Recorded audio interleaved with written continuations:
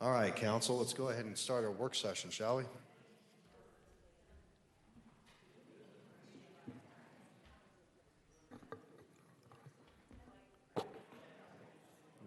Do we have Andy online? We do. Okay, great. Well, we'll start our work session. All of our elected officials are here, including Councilmember Perucci has joined us online. I wanted to, we'll start out here with discussion items 6A and B. I know the mayor's budget's been presented to all of you since last week. I'll take a few moments to kind of go through that, but at the outset here, we wanted to just talk about two things.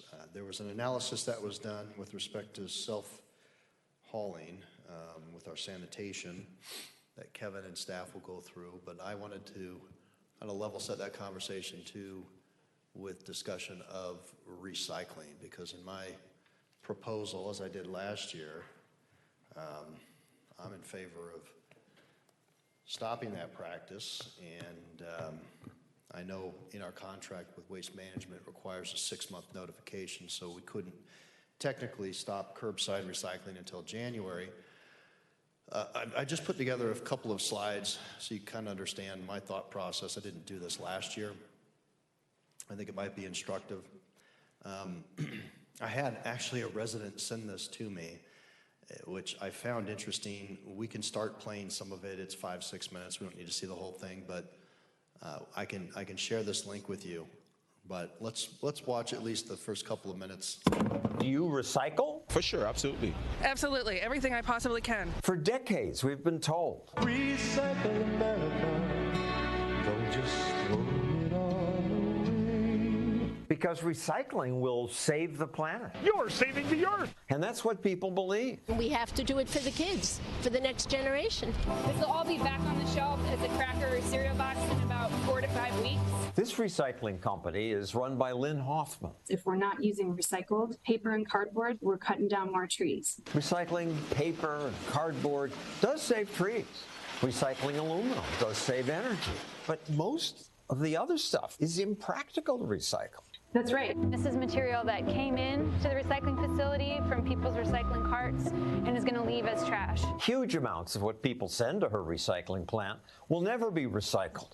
The worst is plastic, which for years has been marked with the recycling symbol. We see stuff like this all the time. Recycling arrows on it. Please recycle. It's not recyclable. Even worse, plastic bags clog the recycling machines. You have to climb in for a couple hours every day and cut them out with the box cutter. But people think most of our plastic is recycled. Yeah, I do think so. Is it not? You're going to tell me it's not? That's the trick? The reality is that the amount of plastic actually recycled is around 5%. Wow. I figured there was something coming, but I'm shocked right now. I didn't know. It's sad. all my life I've heard about how important it is to recycle. It's not. Science writer John Tierney debunked recycling claims years ago.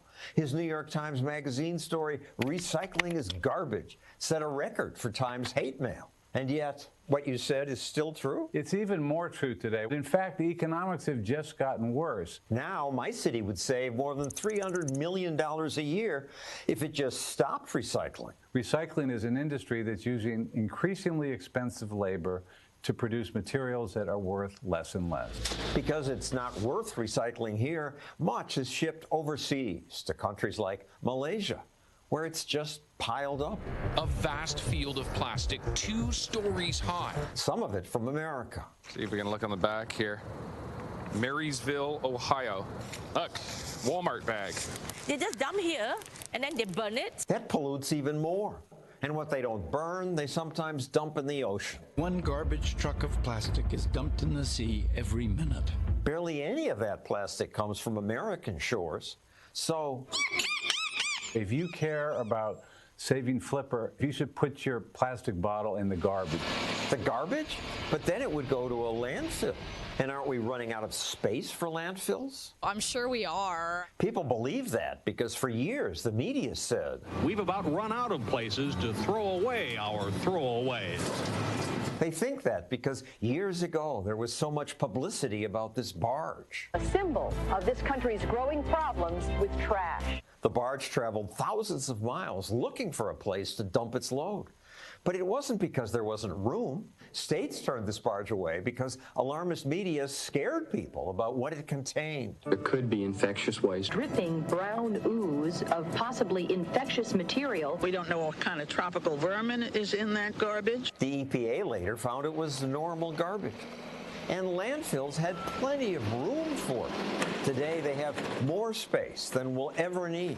If you think of the United States as a football field, all the garbage that we will generate in the next 1,000 years would fit inside a tiny fraction of the 1-inch line. Really? Okay. Oh, that's surprising. On top of that, today's landfills are not the polluters they once. He goes on to talk about the landfills and how they're used for other uses now once they're done with like golf courses and others. So some interesting information. I understand the optics and some of the things that we're up against with residents potentially, but and that's why I've offered an elimination of curbside recycling, but still allow for regional recycling, where not so much an emphasis on plastic, but aluminum and other paper products. If we go through this, here's some of the rationale too that I was looking at, and these numbers we attained from Waste Management, and Kevin shared these with me. But if you look at what we pick up annually. I'm sorry, is this a monthly or annual figure? This is annual. 1,800 tons between trash and recycle. Look at that, 8% of all the weight is actual recycling, and of that, 19%, it's been as high as 30%. We're getting a little bit better. It used to be 35, 36% was actually contaminated and went to the landfill, but still about 20% of it. So when you think of that 8%, apply the 20% that's actually contaminated, really only about 6% or so is sent to the MRF or is recycled through the recovery facility. So a huge amount goes to landfill. And of course, our cost, yeah, that next slide, the first trash bin, then you look at the first recycled bin. It's as much as the first trash bin effectively, and they only pick up every other month. So it's really double or twice a month. So it's kind of double the cost. What's the last slide?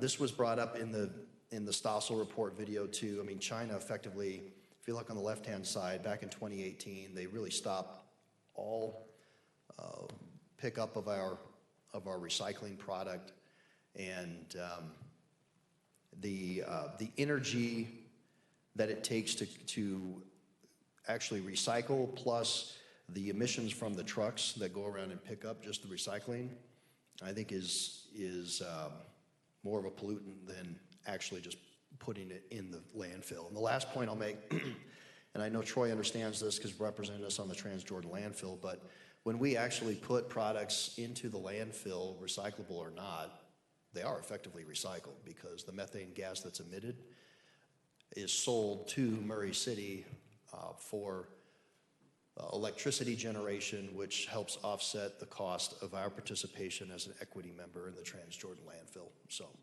with all those kind of as a backdrop, that's why I'm proposing the elimination of curbside recycling in this budget.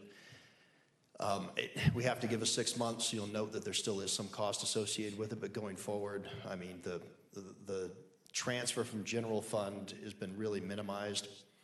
And if we do that, you know, I'm not proposing any sort of increase, whereas I think the staff had recommended if we're going to keep recycling, they have proposed, what, a $250 on the first can and another $250 on the additional can. Is that right, Kevin?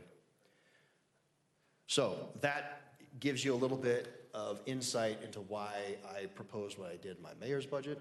I'm happy to answer questions now or later. And I know, Kevin, you want to go through kind of a self-hauling analysis too to see if that would save any money going forward, because that was brought up by some council members as well. And it's, you know, it's worth looking at. We've noted in the past when we self-provided services that used to be outsourced, i.e. police tax district, the fire tax district, animal control, it's always come back to us and redounded in a savings. So, Councilmember Broker. it's impossible to push back against plastic recycling. I remember going to a presentation in 2020, and they talked about Operation Sword. All of our plastic was going to China, and China said, we're done. We don't want it anymore. And that market has never come back. So I can't push back on plastic at all. But what I would like to see before I make my final decision is I would like to see what that communication plan will look like for our residents. Because this is one of those politically sensitive topics, and I don't want it to go out to residents without there being lots of education so that they understand why that change is made. Absolutely. Councilmember McDougall? Yeah, and I appreciate it. I think that's the biggest thing that we're dealing with is we're fighting a uphill battle against, frankly, bad PR. So I think we have to remember what's bringing us to this discussion. Number one, as the mayor pointed out, we've got the question of, are we going to continue to fund from our general fund, which means those are dollars not being spent elsewhere, to keep supporting our sanitation department, because we're not currently sustainable. So we would have to either reduce recycling or increase fees on our residents. It's a hard thing to increase fees for something that's not giving them the return on what they expect.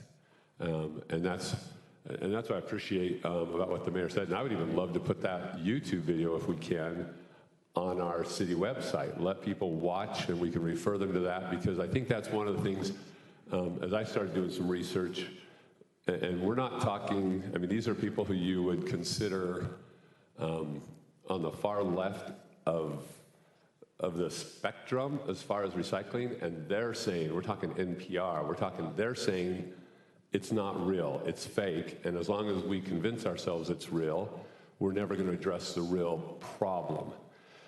The other thing, and so again, we've got a cost issue. Number two is, are we really saving the planet? And the answer is no. The carbon emissions that we are creating, collecting a second run on trash, doing a second drive-by for recycle cans, driving it down to the MRF, running the MRF, is creating more pollution than we're saving in recycling. And then to find so much of it just ending up in the ocean or ending up in our landfill anyway, it just doesn't make sense. And so I agree. I think we need to message this to people. I know I've met with my district, and many of them were giving me this information.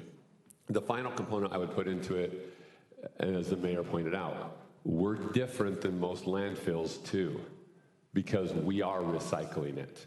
When it goes into the landfill, it's being converted to methane gas, which is being converted to power. So if people, we're not being irresponsibly environmentally, we're doing the best thing. One trip, one pickup, and it goes to becoming gas. And I think that's the messaging we need to let them know. So I'm in full support of it. I don't think it's fair that we raise costs on all residents for an ineffective program. This council has been fantastic at finding innovative financial solutions to get the best bang for our buck for our residents. And I think this is another way where we can do that. So that's where I line up on it. Thank you. Councilmember McKay? Thank you, Mayor. I have a little different perspective. I know that I did quite a bit of research last year, and we even went and took a tour of the recycling center. And were those numbers from them? Because on the tour, I thought it was, higher numbers, especially, seeing the pallets full of cardboard. And, right now, so many people are getting so many of their items from Amazon, a huge portion of it, and to see it going through the blower and different, tin cans would be blown at a different power than the aluminum cans. And so it was really interesting to see. And I was impressed with how much was being recycled. I know that part of the problem is that if every resident has one, some aren't as committed as others. And so I was talking to Kevin today, and it sounds like our contract for our recycling ends in June of 28. And at that point, we could have either an opt-in, so that the people that were really committed could opt in to having a recycling can, or they could opt out. Like if they weren't recycling correctly, then it would get picked up and they could order another trash can. But I really liked that opt-in, opt-out, because I think we would have more committed residents. Also last year, we had the communication department help. We had 72% of residents that said that they wanted to keep the recycling. And so I think it's important that we listen to them. People say if we do away with recycling, it saves money. But if they have to get an additional trash can, then it doesn't save money. It isn't a fee increase, but it does increase their costs because they have to have something else to take away these items that they used to recycle. But I remember that they said, aluminum cans in as little as 21 days, it can be back on the shelf. And right now, in that video, which it kind of looked old to me, and I feel like the media is always trying to spin things certain ways, but even in that, they were saying, our landfills aren't filling up.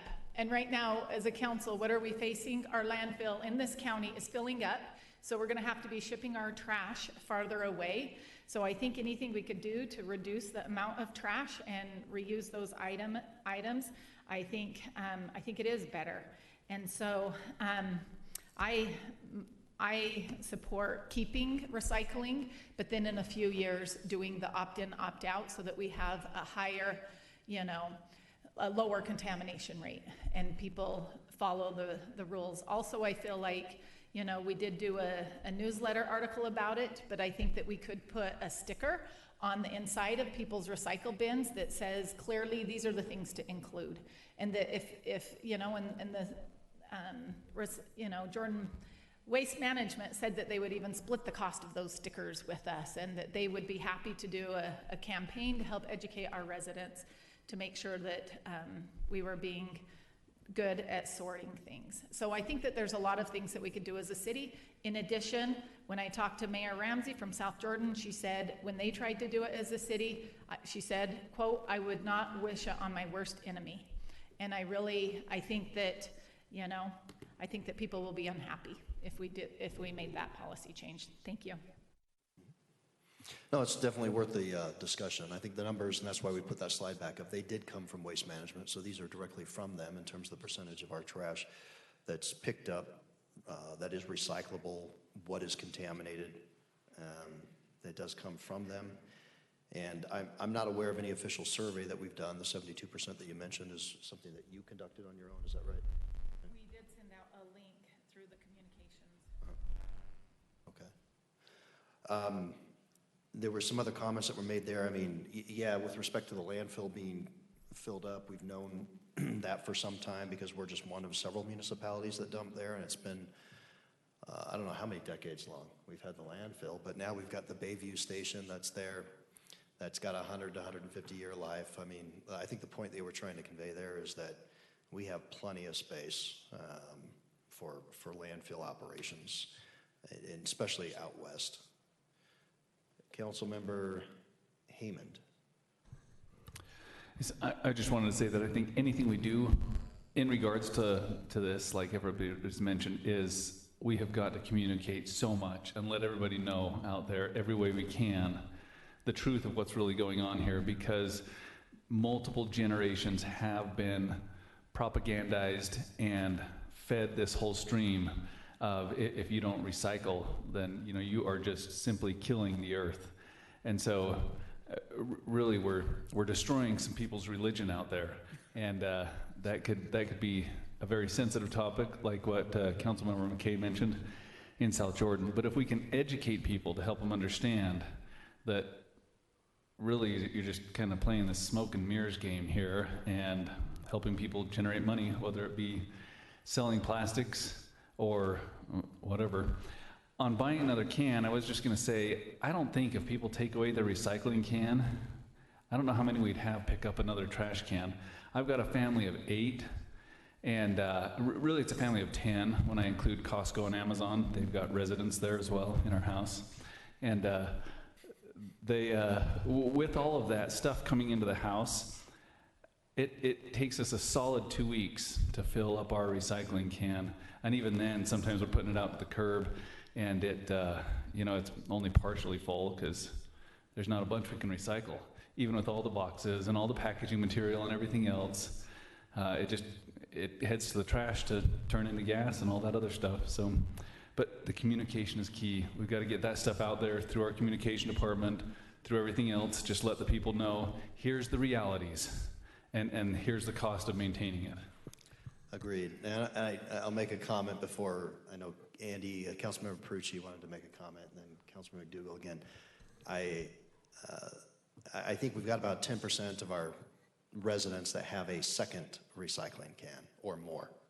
So I would think that a 10%, assuming they only had one garbage can, they may demand a second or another garbage can to replace if curbside recycling was eliminated.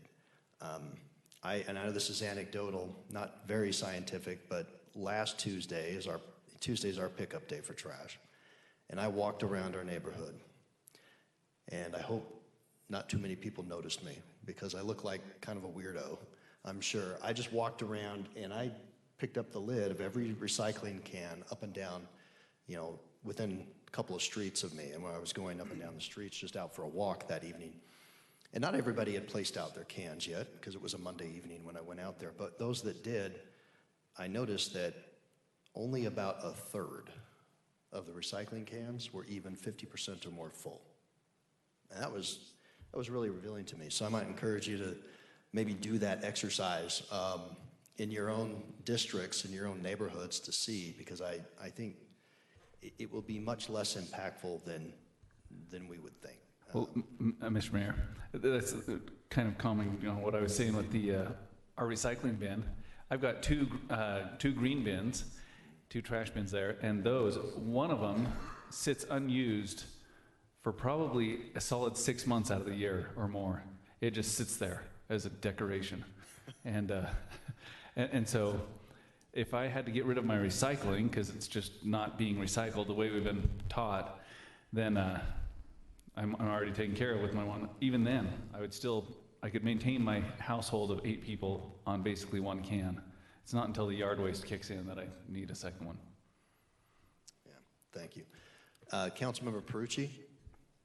Yeah, thank you. I appreciate this, Mayor. I did have a couple of questions and then some comments. So is your proposal to eliminate the recycling but still charge the $13 a month fee? So instead of having, a single trash can and a recycling can for that $13 a month fee, they would just have one trash can? Am I understanding that correctly? That's right. Yeah, there'd be a same standard household connection kind of fee with our first can, but instead of every other recycling, every other or twice a month recycling, it'd be just. They'd have weekly trash. So I guess I would love to. I think that there is value in this conversation, and I'm supportive of going this direction.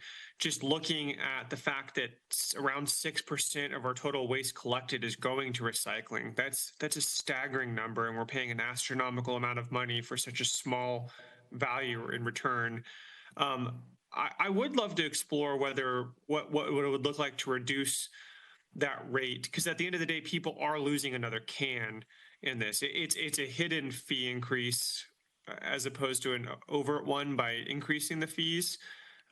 Granted, not everybody's filling up their recycling every 2 weeks, but some families are, and so this would be a fee increase in that they don't have the option of having that second can or that recycling can, but paying the same price that they were paying previously under the current proposal. So I'd love to even look at what the numbers would look like if we brought it down by a couple of dollars and what that would do to the fund. I think that might be that's a different conversation with the public if we're saying, hey, we're taking the recycling away because it's a waste of money and it's not doing anything, but your fees are going down a little bit. So yeah, you'll have one can, but your fees are going to go down a little bit. And that's a conversation the council could have. I don't know if it's 100%. If you maintain a regional recycling effort, where with cardboard or others that might fill up a large percentage of those cans, if that's still there, and the specifics are to be determined, right? But I didn't do that. I just said $50,000 or $100,000 we'll just allocate to regional recycling. So that would be up to the council to go ahead and determine where that regional recycling efforts would take place. But if they still have access to that, then I would push back a bit on saying that it's a, I forget the term you used, a fee, not hidden fee, overt fee increase, but a hidden fee increase. Okay, if that makes sense.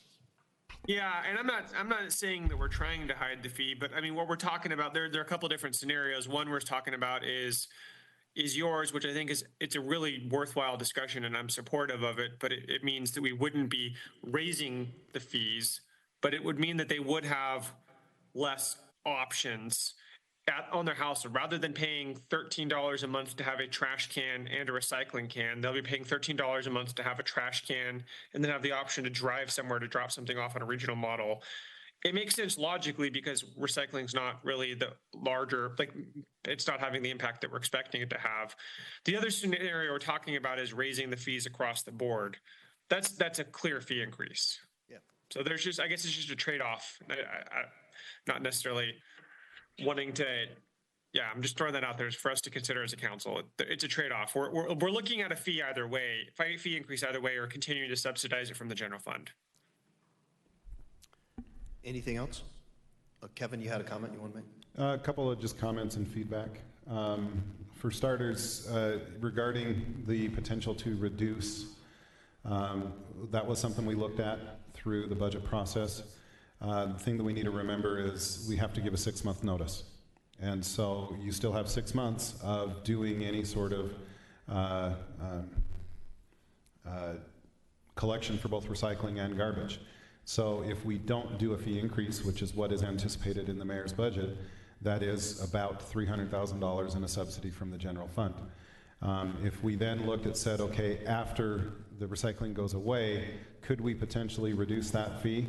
Yeah, for probably about 6 months, and we'd have to turn around and raise it again when we have inflationary pressures and cost increases starting July 1 of the following year. So does it make sense to turn around and drop the fee for 6 months to turn around and just raise it back up again? That's more of a strategic decision that I think the council would need to make.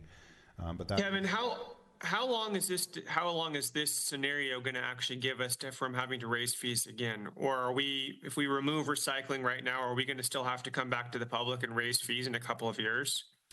we did not go too far in depth into that. That's a very good question. Anecdotal off the top of my head, I would say we're going to buy ourselves a couple of years before we have to raise fees. Are we going to buy ourselves more than that? I don't believe so. I think it's going to be a couple of years. But as you know, right now, we're looking at proposing a large increase, large relatively speaking, $2.50 this year, and then each additional year would be a smaller one to just cover the cost of living for the contract. The other thing, Mayor, just clarification, mostly for Council Members Baroker and Haymond. If your intent was that we share with you what the communications plan would look like before you vote, we've not done that. We have not put anything, we have not spent that time to put it together because giving notice, we would have 6 months to put that communication. I'm not saying we would wait all 6 months to communicate it. We would start right away, but we have not done that. So if that's what you're hoping for, we're not going to have an answer for you before we need to have to decide if that's the right way to go, but that's coming to the council as how do you want that communication plan to look? What are all of the things you want to share with people? All right, thank you. Council members McDougall and Baroker have other comments. There we go. Kevin, and Mayor, can we, whoever's on the slide, can we go back a couple slides? Because I wanted to get your input, Kevin, on a question the council member McKay brought up. Keep going. Oh, the one that shows, there we are. So if we take away the recycle bin, and someone chooses to get an additional trash bin because they're filling up 2 cans, would their cost be $268 for the second trash bin, or would it be the $447? None of the above. What you're seeing there is what we are charged by Waste Management. Okay. That is just the hauling fee monthly. That's all that is. That doesn't include tipping fees for the landfill. That doesn't include any overhead. Our current fees we charge our residents are $13 for the first garbage and recycle, $7 for each additional garbage, $5 for each additional recycle. So in the scenario you just described, if a resident who has one garbage, one recycle, and we do away with recycle, and they say we would like to replace that extra, or that one recycle with an extra garbage, their bill will go from 13 to 20. Okay, excellent. That's right. So it's not, they're not paying double the cost. They're able to pick up a second can. Because if I'm looking here, we're basically paying almost equal for a trash and recycle bin. So if they went the other way, I see what you're saying. Picking up that second can is not necessarily doubling their cost. Correct. Now, to be clear on this slide as well, the first recycle bin and each recycle bin charge there, the $447, that is the worst case scenario, because inside our contract, there is a rate that is charged for the recycling, and then there's a rate that is, it's called a, so the rate they charge is $310 per month, and then they also charge a processing fee that is capped at $1.37. So that's why you see $447. That is the capped processing fee. Currently, our processing fee is not at $1.37. I don't recall exactly where it's at. It's around $1. But it could go up to the full $447, depending on how the commodity and everything's going with the recycling. Correct. Okay. Thank you. And then just to add a couple comments, I know when we visited the MRF, it looked good, but we have to remember all those pallets go onto a train car, which is then shipped to the coast of California, put on a boat. The emissions that we're creating and shipping recycling around is far outweighing. I do agree with Councilmember Perucci. I think part of the information process has also got to be that we need to inform our residents that we have been subsidizing sanitation, that part of this decision is to true up that account so we're actually paying for what we're using. And I think that will help them also in this discussion to understand, this is, there are funds that will be loosened up that need to go to other places in the city, which are now going to subsidize this. And I think that needs to be part of that information campaign, is that people understand that, is we're just trying to balance everything so we're paying our true cost for it. So, and then just my last comment, we actually do have facilities where people can drop off. If you want to drop off metal, there's recycling centers right now in West Jordan, in South Jordan, where if people choose to recycle their metal, they can go do that, just as we have a glass recycling place. So this isn't shutting the door saying you can't recycle at all. We're saying it's easier if one car drives their metal down to the recycle center, then twice a month we run a truck through neighborhoods picking up half cans to only have 6% of it actually utilized. There are options that our residents have, and that may need to be part of our information piece, is if you choose to recycle many of these things. And the final one is cardboard is fantastic for methane. Takes about 2 to 3 years. Yep. It's one of the fastest things because of the way they do landfills now.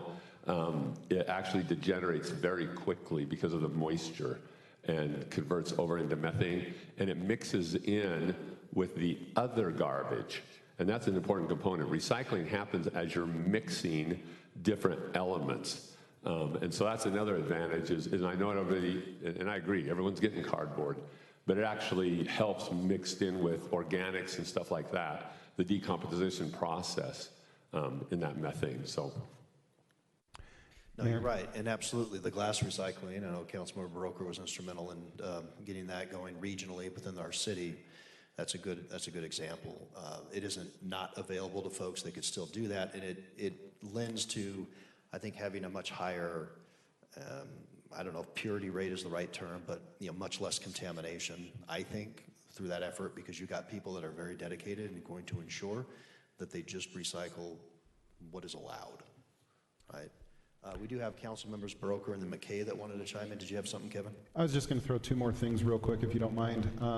First of all, the regional recycling option that we threw out as a recommendation inside the mayor's budget is essentially putting some containers at each of our 33 parks. I don't recall the size of the containers, but similar to what the glass recycling looks like at those two locations, we would be putting those at each of the parks. We have that 50 grand is a half year estimate, so I mean that again is an estimate. We didn't push too hard, although it's a relatively firm estimate in the sense that we did reach out to another hauler and ask them for some feedback of what it may look like. But that being said, we'd have to go out to bid and actually see what's the official, what would that look like as well. And then the other thing, just to offer clarification here, as we look at this number on this sheet, it's important to understand there's two terms that Waste Management uses when they give us numbers. There's something called diversion, and then there's contamination. The diversion is they look at all of the tonnage that they pick up, and that's the 1,800 tons of total pickup that you see there on the left. That is the annual rounded number from calendar 2024, okay? Then from calendar 2024, they let us know how much of that is diverted from the landfill for recycling. That's what you see the 8% there, the 151 tons. Then there's a contamination. That happens when they do audits about every couple of months. That's the number that we may recall last year talking about at length, because our contamination was upwards close to 35% at one point in time. That 19% is where the average contamination is now, looking over the past about 5 audits that they've done. So about the past about 15 months. Thanks, Kevin. Councilmember Broker? So following up on that, great discussion, by the way, but do we know how many tons is being picked up now that we are able to really document how much is truly contaminated? Now that they're doing that audit, now that they have the cameras and they let residents know, has the amount of recycling that we're picking up decreased? The diversion for the first 2 months of calendar 2025, because I do have those, I have not seen the ones for March or April yet, but the diversion for calendar 2025, the average diversion is actually picked up a little bit. It's 10%, not 8%. So the 8% was for all of calendar 2024, the average monthly, and then for the first 2 months of 25, it's currently, the diversion is 10%. Wow, so it's actually, people are recycling a little bit more. Even with the audit, is that what you're saying? I think there's some seasonality to it. Probably the best way to analyze that is to have Kevin send you those diversion and contamination reports for the last year. Love to see it. Yeah, that would be great. He has all of them. That's how we were able to come up with this slide. So absolutely, you can share those. And then 2 more comments based on, recycling glass.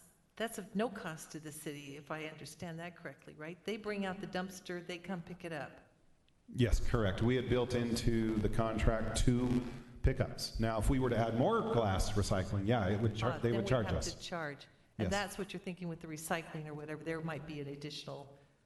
There definitely will for the other types of recycling. And we would clearly bid that out, right? That's one of the, we would give notice of doing away with curbside, and we would immediately go work with putting out a bid for this regional option. And then last, about communication. I understand you would not have a detailed plan, but what would bring me comfort as a council member is to at least have a 1-pager that demonstrated that every month we would focus on this issue, or every 2 weeks we would do just a general outline that then you build internally from that outline. I would think that would be reasonable. Yeah, that's something I'm sure Josh could put together. So yeah, and that's to the point on glass with only 2 pickup locations, they're not charging us. When I recommended to Kevin for my region, my concept of regional recycling was, to make it as easy as possible at all 33 parks. I think we even rounded up to 40, like different just locations everywhere at all city facilities. But the council doesn't need to do that. If they choose to abandon curbside recycling and just go with regional, you can determine the comms plan and also the location of each of those. Councilmember McKay. Thank you. I just wanted to say it's a little bit misleading, I feel like, this slide, because of course of the 1649 tons of trash, it's going to the landfill. And so if 19% is contaminated and isn't recycled, then that means that 81% is recycled. And so, you know, it's, you know, there's the line that's of course going to the trash, but that isn't saying that 93% of what's collected as recycling is going to the trash. And so also when I went on tour, if I remember correctly, and it has been a year, but I thought he said that there was a paper plant that was somewhere up by Bountiful where the cardboard went. And so I don't think it is being shipped on trains. And he said the glass and aluminum is also processed here, not in Salt Lake County, but between Salt Lake and Davis County, I believe. And so, and I did text Blake Leone, who's our city waste management, a picture of this, and he said that slide's not correct. So I think that we definitely need to do some more research about this topic. I have some frustration with that. It's not misleading. This is their information they gave us, so I don't like that term. I will say that. I'll push back very strongly. It wasn't intended to be misleading at all. This is factual. This is what they gave us, and I mean, we're only using their numbers, so for you to send something intermediate to Blake, for him to contend it isn't even accurate, I have a lot of issues with. So let's... That document that you see here is taken from two documents that Waste Management gave us. The only number on there that is not from what they gave us is simple math, is the 6.7% of total pickup. Now, to be clear, let's follow the math for a second. 8% of the total tonnage, that came from them, that's a 2024 number, that came from Waste Management. 8% of the total tonnage is being diverted, and I'm specifically using that term because that's what they call it, diverted away from the landfill for recycling. That's the 8%, okay? 19% is contaminated. Again, I'm using that number because that's their contamination. Now, they call it residue in their audits that they do. 19%, that's the average residue. So essentially what we're saying is, yeah, you're correct. 81% of that 8% is being recycled. 19% is not being recycled because it's residue, it's contamination. The only one that I say is not specifically from them, it's math, is the 6.7% of total pickup, which is essentially 81% of the 8% is the 6.7 that is being sent to the MRF. Now, everything goes to the MRF first, but then yes, 19% ends up going back to the landfill because it's contamination. Yeah, thank you. So 19% of what's recycled goes to the landfill and the rest is recycled. That's correct. Yeah. Total pickup meaning trash and recycling. Kevin, did you, for item 6A on the self-providing conversation, did you have something you wanted to review? So we sent the council a presentation over the weekend. We are happy to go through that presentation. I mean, at a very high level, Mayor, if you want me to just say high level, you may recall in the presentation we even do a little bit of a comparison with a neighboring city who does do the self-hauling. We felt very confident in our numbers in the sense that our numbers, the total expenses, were very similar, in fact, actually slightly less than what our neighboring city shows there. This is a pro forma in a couple of years because, as you know, we can't cancel the contract yet. We would need a plan ahead. Essentially what this shows you, though, is at our current revenue numbers, we definitely still can't do this. We would need to raise fees that we would charge our residents. However, if you do a comparison with our neighbor that does do the self-hauling, you can see that we definitely we feel, essentially we wanted to show that way to show that we feel good about our numbers. We feel good about our analysis. The important part to understand, though, is this also includes about a $5.5 million startup costs to buy trucks and to do some renovations to the Public Works facility to make sure we have the bays for the trucks, car wash station, et cetera, that we would need. The big question here is, I mean, if you want us to go into greater detail, we can. I know we've done this analysis before. I guess I'm open to the direction you want to go with this, Mayor. I know we're a little bit short on time with the work session, so you tell me how you want to. No, I mean, we had another 5-10 minutes if council wants to opine. I mean, I think, and I'm grateful for the council. I mean, just like the discussion, right, on whether we eliminate curbside recycling, I think it's just a discussion, just that, because you're being good stewards of taxpayer funds and also looking at ways in which we can improve our enterprise funds. So this is a thought that came up, I know, years ago about potentially self-providing in terms of hauling as a way that we might be able to reduce some cost. And so Kevin has taken another kick at the can.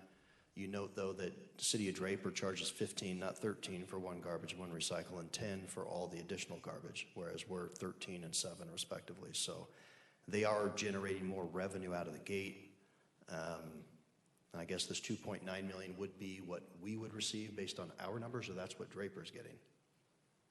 The 2.9, that's what Draper is getting right now for their fees. Ours, right now, you'll look at our revenue, we didn't change it. We just assumed our current revenue. Right. So you would need to do some fee increases for us to cover our costs. Okay. The startup cost of the 5.5, if you were to amortize those out or do some type of loan, did you have that figure? So that's in there. If you look down there where it says vehicle financing and bond, public works improvement. Vehicle financing. So gotcha. Vehicle financing, we did the useful life for the vehicles, whereas the bond, obviously a little bit more because you'd be talking about real property, so we would be taking on debt to do this, that 5.5. Okay. Any comments or questions, council? No. Yeah, I had some questions. Go ahead, Andy. Yeah, I really appreciate you going through this, Kevin, and this is a helpful exercise. I did have a couple of questions. One on how long do you estimate it would take to pay off the bond?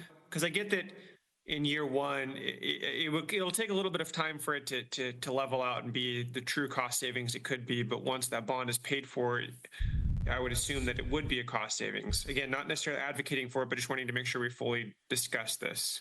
So the bond for the building, we estimated at a 20-year bond, so you would have a $240,000 payment for 20 years.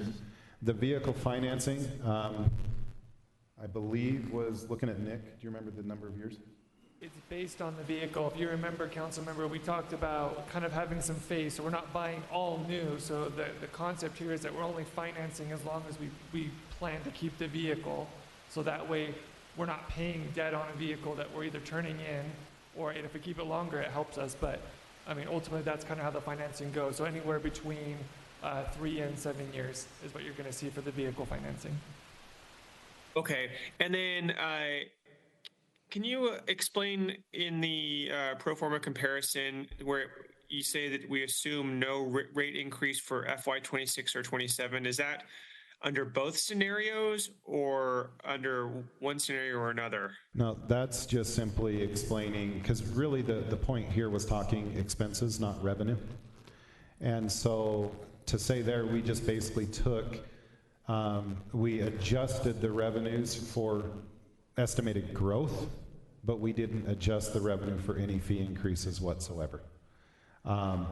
The expenses, we adjusted the expenses based on anticipated inflationary pressures for the next couple of years until we were to go out or bring it in-house, and that's what you see there.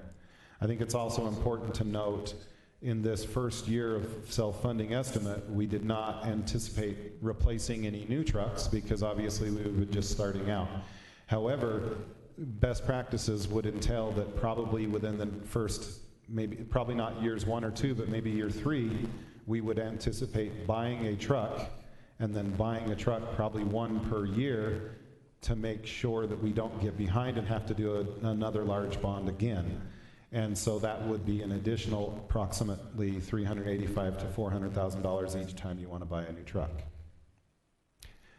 And then the other part, just to bring up, we don't have to make up our minds now on this thing, but we do need to within the next 6-ish months, so that if we do want to proceed down this route, we need to start the process of putting together a budget to actually order the trucks, all of that fun stuff, because it takes them close to 2 years to get the trucks.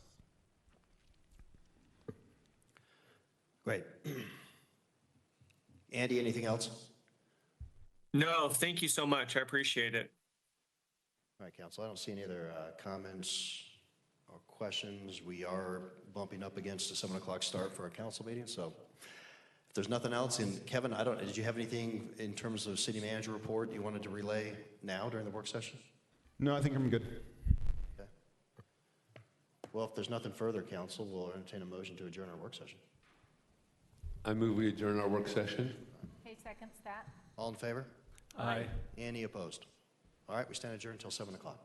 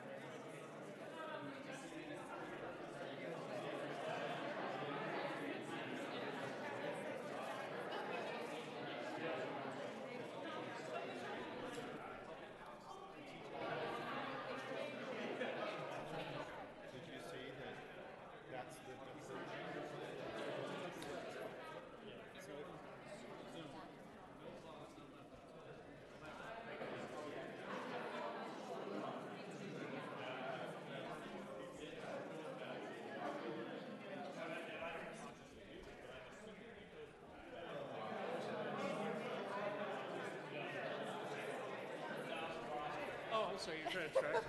I thought I was just trying to get out of your way. We were just in the bathroom and Tawny brought her phone up to us.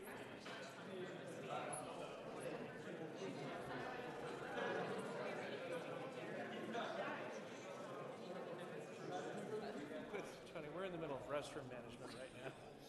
Just trying to wash your hands. I can't believe that.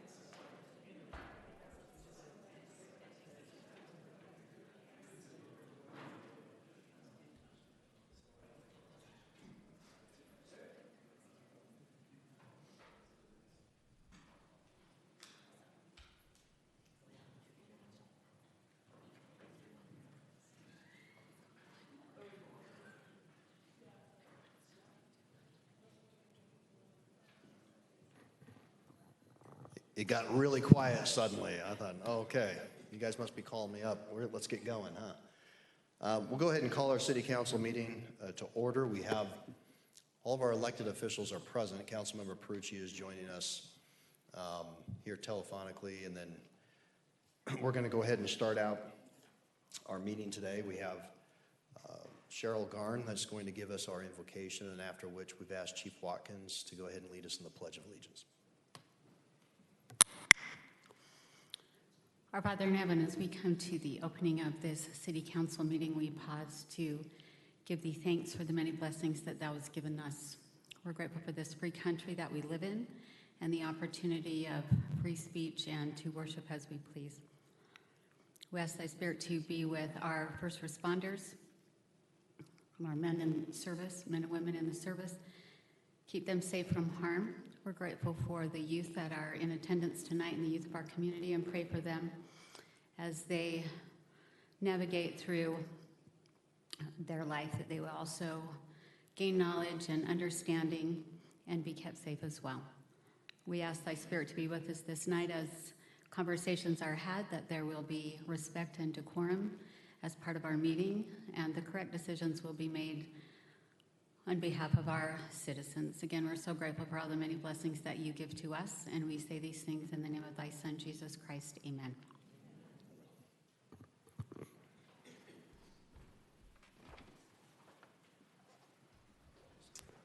Audience, please rise for the Pledge of Allegiance. I pledge allegiance to the flag of the United States of America and to the republic for which it stands, one nation under God, indivisible, with liberty and justice for all.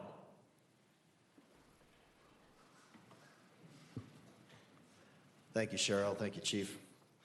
We'll move to the citizen comment portion of the meeting. If there's any citizen that would like to address the governing body, please step forward. Just give us your name. Our city recorder will capture that.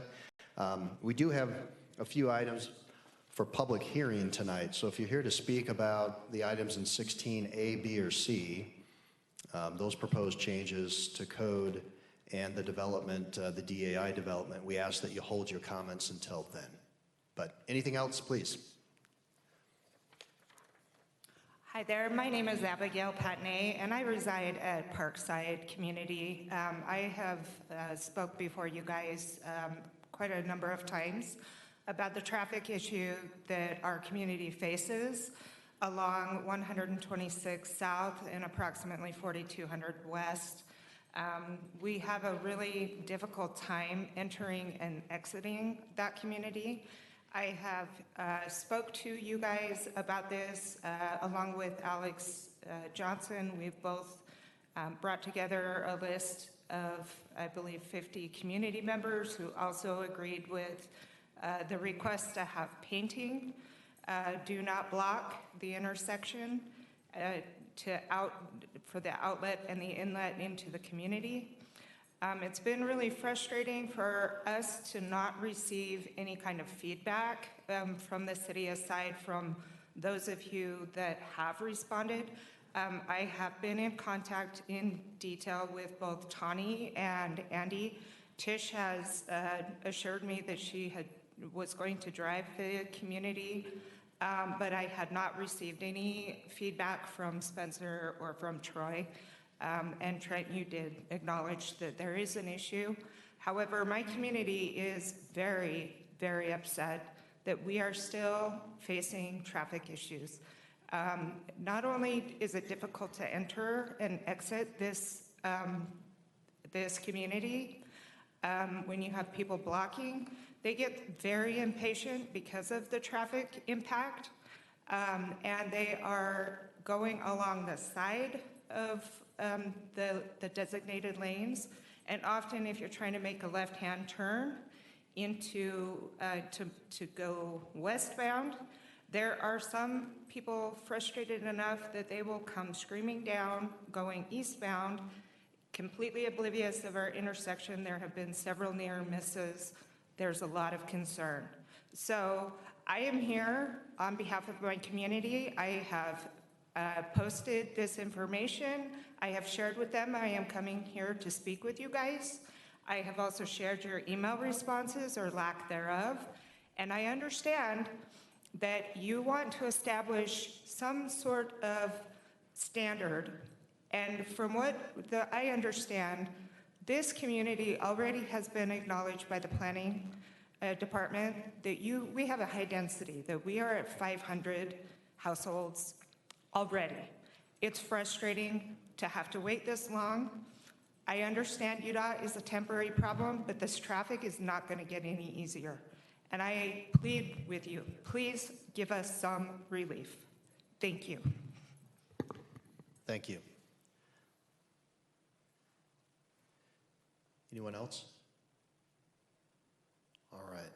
And Abigail, I'm happy to get with you too.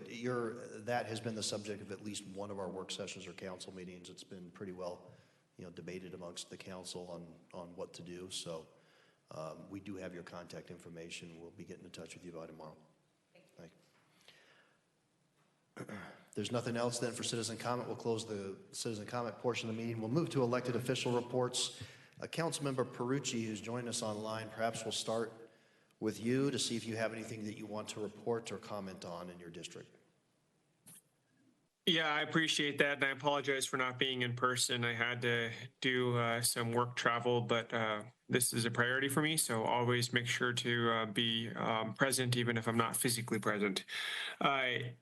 Only item that I wanted to note, I recently had the opportunity to attend an event where Comcast is launching a small business grant program for businesses in the Southwest County to not only help them with financially, but also to support them with some resources. It's a pretty awesome opportunity for those in our community that have a small business, and there are a lot. We've had over 700 new businesses started in Riverton City over the last 3 years, which is pretty incredible. So opportunities to be able to get some support from a large company like Comcast, not just financially, but support for marketing and advertising and other things that are out there. So I did that in my capacity as a member of the board for the South Valley Chamber for the city. Thank you. Councilmember Haymond, anything to report on, sir? Everything going on over at the sewer district, which I'm on the sewer board as well, for those that are here. So I represent Riverton City there on the Jordan Basin Improvement District, and everything's still flowing downhill, which we're excited about.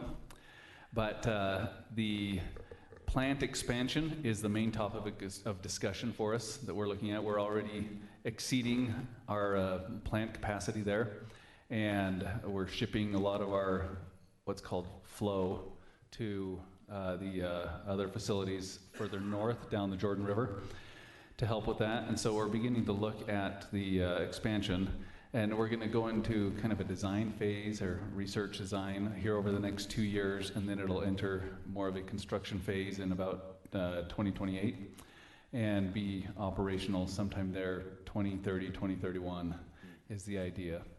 So otherwise, everything's okay. Great. Councilmember Broker. Yes, thank you very much. I had the opportunity to attend 2 all-day sessions, one on air quality and one on water conservation. I don't have anything to bring to this meeting. I have more questions that I'd like to share with the work council the next time we meet, so I'll defer those. I also wanted to report that Intermountain Healthcare, along with Riverton City, with UFA and our police department, had a really wonderful safety event last week up at the hospital, and they had over 100 residents attend. And I just wanted to publicly thank Riverton Police and UFA for being in attendance. It's always a highlight for the kids. And then lastly, I have already talked to our legal counsel regarding this, and there's not much that we can do at this time, but I wanted you all to be aware that there is a Senate Bill 215 that states that all cities must adopt an inter-facility transfer contract. So for transfers like from a long-term care facility to the hospital, that's really not a UFA responsibility, that's an inter-facility responsibility, and we're required to get a contract for that. The problem is that right now there are not any providers that really do that kind of work. So just, excuse me, to be aware that that is out there and more research will be done in the coming year. And I think that is all I had, Mayor. Thank you very much. Thank you. Councilmember McKay, anything to report on? Thank you, Mayor. I just wanted to mention that I went to the Utah League of Cities and Town Conference in St. George. I thought it was really, they had a lot of good classes this time. I feel like I learned a lot. I was also able to attend the Wizard of Oz play for the city. It was awesome, and I loved the orchestra. And my girls were really well entertained, and it was a great night. And then also this morning was the Raising Cane's ribbon cutting, and I think that was the biggest ribbon cutting I've ever been to. I guess if you agreed to give 20 people free chicken strips for a year, you get a lot of teenagers that show up, along with the Mountain Ridge cheerleaders, Cosmo from BYU. It was a real party environment, and so we're excited to have them in our community. Thank you, Mayor. Thank you. Councilmember McDougall. Well, I guess I know where all my students were at during class.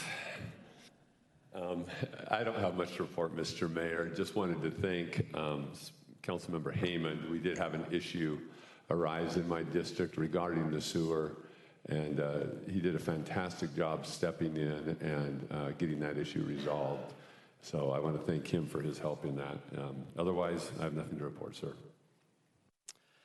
Well, thank you. I'll just note 2 things. Really, well, maybe 3. We had, it was before, right before our last meeting, but we had a UTA ribbon cutting out here in front of City Hall.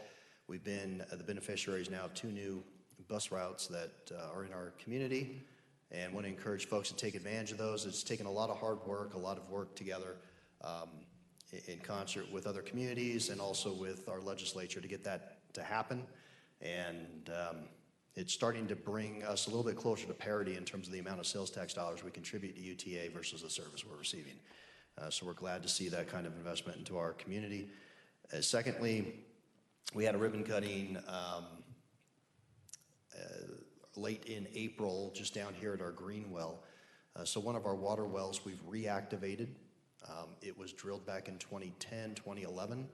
And then when we switched our culinary water source to the Conservancy District, we ended up shutting down the 6 wells and getting our culinary water from just the Jordan Valley Conservancy District. But with those increases every year that we've been receiving, but we haven't passed on to residents, we were getting a lot of pressure. And so we were able to kind of identify a creative solution, turn one of our wells back on, and put a reverse osmosis or a nanofiltration plant on there that was paid for by the county, $3 million. And the reason they were willing to pay for that is because that water is going to serve Zone 1, which is everything 3200 west and east in our community, to include the golf course. And it's going to save the county golf course about $100,000 a year in watering costs for the golf course. So last Tuesday, I attended the county council meeting. Council, I want to let you know that, and on behalf of you and our community, we gave them all a little gift, kind of a wooden box with a city medallion and coin in it, and we presented it to them. Thanked them again for their support. It was a 9-0 vote, and we reiterated that, and also the council or mayor, County Mayor Wilson was there, and she reaffirmed the same thing she said at the ribbon cutting, that this was not one of the most, but the most innovative project that she's seen in terms of its use of county funding, and a real win-win. So lastly, I'll say that the mayor's budget has been presented here today. For those of you that don't know, our fiscal year is July 1 to June 30. It's not a calendar year. And that is being presented here to the city council tonight. They're going to be debating it until the second meeting in June, where they have to adopt a final budget that will again go into effect July 1. So some of the highlights of this year's budget are in my budget letter, and encourage the residents to read that and to give us some feedback. Let us know what you think of the budget. Talk to me, refer, or give some comments back to city council members. We're about a $70 million budget in terms of expenditures citywide, and keeping in mind we've got roughly 170 full-time employees, we've got about 50,000 residents. My budget does not recommend any fee increases for sanitation, for water, for secondary water, any of the city fees, and of course our property taxes, no recommendation for increase there either, which is pretty remarkable. The last decade or so, we've been able to cut our property taxes, saving collectively some $25 million now for police and fire property taxes with Riverton City from where we were with the county. And then the fees have had, I think over the last several years, just a few dollars increase in terms of all of the fees across the board. And in this inflationary environment that we've had the last few years, that's, I think, speaks very, very highly of our ability to plan and staff to be able to execute on the direction the council and I've given. But we'll be, thank you. So please take a look at that budget. It's, I think, posted online as of today, and it's a topic of our newsletter as well. So if you have any feedback on that, please let us know in terms of how we're prioritizing your funds with the city. We now have a couple. We'll move to item 14. We've got some presentation and recognition items. First up, I've got a proclamation I want to be able to state with here this month. May 11th to the 17th is the National Police Week, and Peace Officer Memorial Day is the 15th, and that's something that has happened annually since, I believe, 1962. Yes, 1962 under President John Kennedy. He went ahead and started this day. In the past, I've had the opportunity to go back to Washington, D.C. and actually look at, be able to place, unfortunately, some members within our community that served in law enforcement that were actually killed in the line of duty. Their names are actually inscribed on a wall back in D.C., and this is something that I've been able to go back to. I know that our chief has also participated in similar events that honor those officers. And I want all of our residents to be mindful of our police department and those first responders, to include even our fire department, those that really go above and beyond and put their lives on the line for each and every one of us every day. So this year, again, May 15th is as Peace Officer Memorial Day, and then the week of May 11th to May 17th is the National Police Week. that we'll be observing here in Riverton. And on that police day, on May 15th, I know we've got a function with our police department that council you've been invited to, that a luncheon, and some members of the public as well. But for those that cannot, or those that will just be here generally in our community, please offer up your support and gratitude for those first responders. Before we move to the Riverton, the Excellence in Education Award, we got Rosamond Elementary School that's going to be recognized here this evening. Item 14C, we did have the recognition of a Richard Maxfield in our community. Unfortunately, he wasn't able to be here this evening, and I did have a chance to go to his home, to his residence, and be able to recognize him. But Richard is somebody who just received, and I think we've got a picture here of it when we went to his home last Monday, but he is a 92-year-old that served in Korea, and the Korean ambassador sent a very nice medal to Richard that Kent Blad of our American Legion asked if I would present to him. And it was just a great opportunity. It was great to be able to hear his story and all that he's done. And he is just very, very well deserving of this recognition.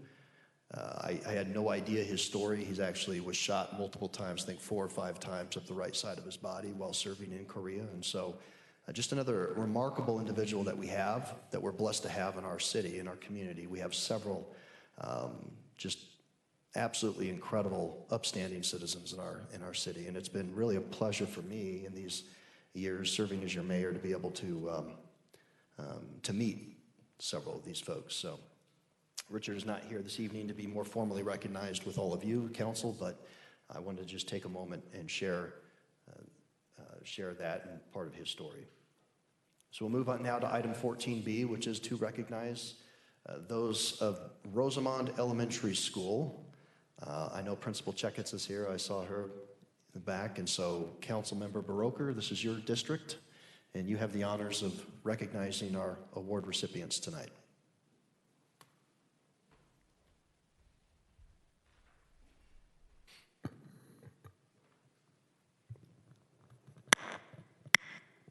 Welcome, everyone. It's a pleasure and an honor to present the awards this month for Riverton Choice for May 2025.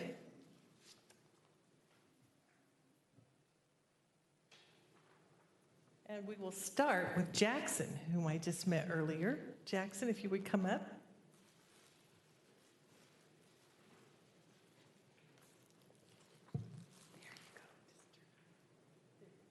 Great. Everybody wants to look at you. Okay. Jackson has had an outstanding year in 4th grade, showing tremendous growth. He works diligently in class and gets along well with others.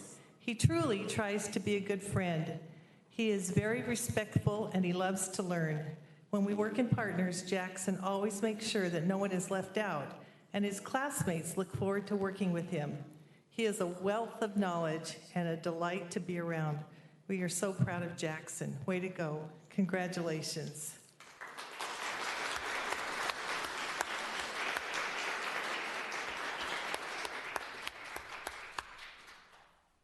Okay, and then our teacher, Bethany Hillary.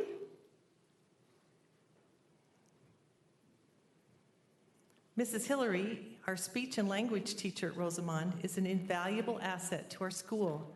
She readily offers advice and assistance to teachers and is always willing to help in any way needed. Students enjoy her engaging and fun group sessions where they work on necessary skills without even realizing it.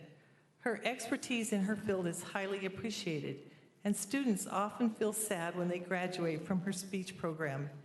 She is empathetic and professional in IEP meetings and helps parents to understand things in a clear and concise way. We are so grateful to have Mrs. Hillary at Rosamond.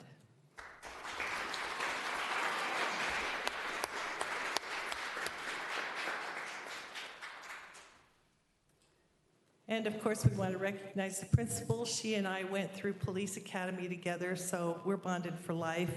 And always, we have to thank parents for being so supportive of your children.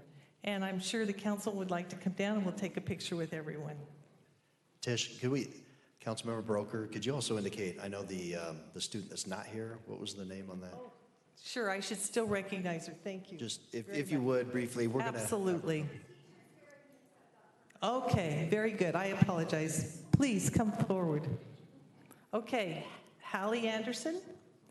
It couldn't be here tonight because she is ill. She is a kind and hardworking student who always does her best. She is friendly, always includes others, and is willing to lend a helping hand.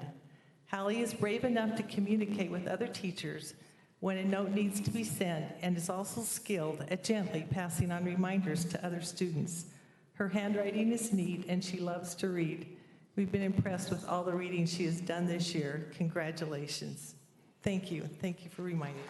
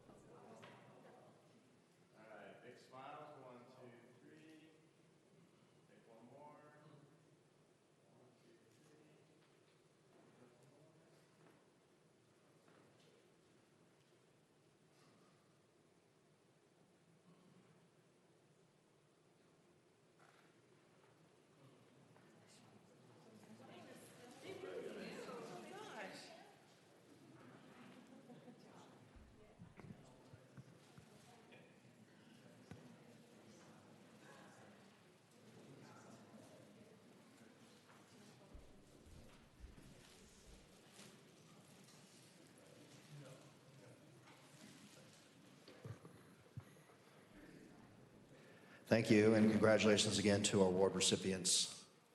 Great job. Love Rosamond. That's where my kids went. Up next, 14D, we have Scott Reed, who's the chair of our Riverton Community Arts Council, and he's going to update us on what has been happening. As Councilmember McKay just said, they had the Wizard of Oz, which I also attended and thought was amazing. So great job. Thank you. This is the annual report that we will be giving annually. This is the first report, so we don't have many benchmarks to go off of. But hopefully, in the years, moving forward, we'll be able to show a little bit better metrics as far as from year to year, as far as the progression. But we'll go to the next slide. Okay, so. In 2024, we took in, as far as revenue and contributions, $7,500 was what we were given from the city. Last year, we didn't have a lot of events happening as far as community programs, so we had a lot of rentals. And that equated to a little over $13,000 worth of rentals for the community arts. And then we had a $1,500 donation, and you can see the totals there. If we go to the next one, the expenses broke out as such, as you can see, with the total expenditures of $20,668. If we go to the next slide, the projected revenue, now we're going to take a hit in the rentals, which is a good thing. I know it sounds like it might not be so good, but for the community arts and our programming and what we stand for, it's actually a good thing to have less rentals. We have more community engagement, community programs, which is what the building was meant for in the first place.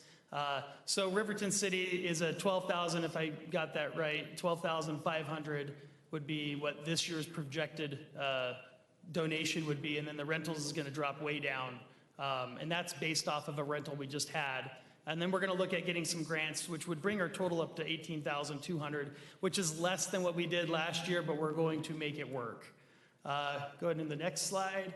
So this is important because we're not about a revenue stream generator. We're about community involvement and volunteer engagement. So this is important because we have essentially three groups. We have the community arts, we have the jazz band, and we have the arts council that's under our umbrella that we're providing the support for. So you can see kind of where that breaks down as far as the volunteer engagement, how many volunteers they had.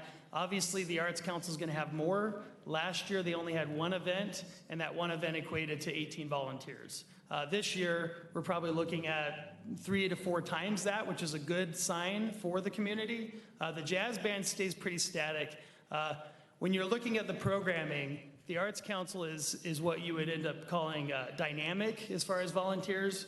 Because they change out from show to show, versus the jazz band typically has the same static number of volunteers in their events, in their shows, and their productions. Community arts, we're pretty static too. So again, the real number that you'll see changing from year to year is going to be the Arts Council. Let's go to the next slide. This is important because it shows the number of hours that have been given and donated to each group. And the Arts Council for one show was 1,900, cumulatively 1,900 hours between all of the volunteers, which is, and that's average. I mean, there's shows that they do. You guys came to the Wizard of Oz. It's amazing that they can do that with a volunteer base. And that's something when I was here last year, I really didn't want to take that away because the volunteer base is important. It's something that we can't really, it's something that you can't get engagement like that in a lot of cities. So in Riverton, that's a great number to have, and that's only going to go up. And that's something we should pat ourselves on the back for. The jazz band, we're going to try to get them involved a little bit more this year inside of the building. Unfortunately, they stayed afloat even when the building was under construction by doing events outside of the city. Now, we want to try to bring them back into the city and have them do more shows or more concerts in the city for the community. So that's going to be one of our goals that we're going to try to achieve this year. The community arts, we are a supporting entity for the group. So when it comes to all their technical operations, running the shows, running the sound and lighting, and providing the framework that they need to operate, that's what we end up doing. So that came to about 552 cumulative hours between all the volunteers. Let's go to the next slide. So community events in 2024, we'll just kind of recap them. So let's go to the next one. Between the groups, we have the Miss Riverton pageant. That was a city event last year. This picture's from this year. It looked better. The number of volunteers was 6. Volunteer hours was 36 as far as on our side. And then we used a full scale of what we had available in the auditorium. So next slide. Descendants was a magnificent show. I think if any of you had the opportunity to see it, it was amazing. But that was where the 18 volunteers came at that event, and then we had 1,993 hours on that. There was actually more volunteers, so that number is wrong, but that's besides the point. The number of hours is correct there, and then the number of tickets was 1,484. So they sold quite a bit of tickets in their run. I think it was like 2.5 weeks. So, and they did a full spread of the operations and the resources they had available in that room. And that was amazing. Next slide. The Veterans Day program, which happened after that, we had a total of, between the jazz band and the community arts, we had 24 volunteers, roughly 70 hours between all of them, and it was a full spread, and that was a city-sponsored event, so we integrated the jazz band with the city to put on that program. Next slide. The Christmas lights display, we have been doing that as far as the community arts go. It was the events committee. We rolled that in and we started to try to put that together for the plaza, and I think it went really well. We didn't have any issues like we did at the park. It looked a lot better not being in this, 5 or whatever acre plot, and I think it went really well. We added some speakers in there. So that was one of our pieces that we did. The next slide. So these are the past events that we've already done in 2025. So I didn't put them into the presentation because that's going to be included next year. I don't want to mess up the metrics that we have when we go fiscal year to fiscal year, even though the budgetary year we are operating on the same as the city. We're June 30th, July 1st. But this year alone, we did the Lovin' Full Swing, and that was a city-sponsored event. We brought the jazz band in. It turned out really well. We did the Live in Real Life, and we did the Miss Riverton pageant, and then we obviously did the Wizard of Oz. So that was great. Next. So the future events this year, we're planning a jazz festival in the plaza, and that's something we've never done before, but it should give us the use of that plaza and try to build on something. We used to do the Arts Festival many years ago in the city. Hopefully we can kind of make this festival grow and bring other things into it as far as a beginning of June or end of June type of thing. And that's going to be, the jazz band's going to be primarily performing there, so it's going to be in conjunction with them to try to get them kind of getting into the scope of doing events and concerts in the city. We have Into the Woods that's coming up. That's the summer musical. That's currently in the planning stages. We have the theater camp that the Arts Council is going to be doing. That's also in the planning stages. And then we have the Towns Days, which we bring on the community arts, handling some of the games that are being done. The Arts Council and the jazz band, they're interested in performing, so we're going to try to put them inside of it. So that's coming up. And then the fall musical, which is to be announced. They haven't got rights for the certain shows they want to do, and until we get those rights, we really can't announce it. So that's our future events so far. Not to say there isn't going to be more in the pipeline. Let's go to the next one. Okay, so the improvements and purchases to the building that the Community Arts has really kind of facilitated. With the money that we received for the rentals, we were able to buy a concert piano, electric concert piano for the jazz band and the Arts Council to share. So one of the reasons why we have our group is to accumulate the equipment, to accumulate the building facilities and try to build it out in a way that they both can use it. And that's one of the things we did. We're into sharing equipment and any purchases that we make, so the concert electric piano now gets used for both groups or any group that we have under our umbrella. We were able to buy a closed circuit television system for the productions so that we can now display what's happening in the front in 4 different areas behind the stage. And that's been used for every city event and also any event that's under our umbrella. We did purchase a separate sound system for outdoors, which is great for the plaza. As far as a sound mixing console, so we don't have to bring our equipment from upstairs out. We did get a sound system put in for the Christmas light display. When it was at the park, we had one. It just wasn't that great. This year, I think it went really well. We had no upkeep to have to go and reset things, so that was good. And then we updated the controller for that. We did add rigging in the back, and this was all city sponsored things as well, but rigging in the back, which held the white backdrop that you guys have seen. And then we added that picture there as a rack that we replaced the old one backstage with something a little bit appealing to the eye. Next slide. Okay, so excuse me. Our operating budget for 25 and 26 will be at $12,500. Go to the next one. That's going to include incidentals. So incidentals is anything that we have to use for the productions, batteries, tape, it adds up. And the more shows we do, the more we go through. So incidentals, we do want to get some engineered stage lifts for these productions, which would allow the Arts Council or any group to use something that can raise and lower, rather than them having to try to build it themselves. We can actually use an engineered system, and that's what we would like to buy with those. Also includes fees, and the lighting and sound equipment. We do have upkeep that we do need to keep pushing equipment in and out. Next slide. So the 2025 and 26 wish list, I've been working with the mayor, Kevin Hicks, and Cheryl Garn to try to get some of these items in that building, since they are used for the building's purpose, and they will be attached.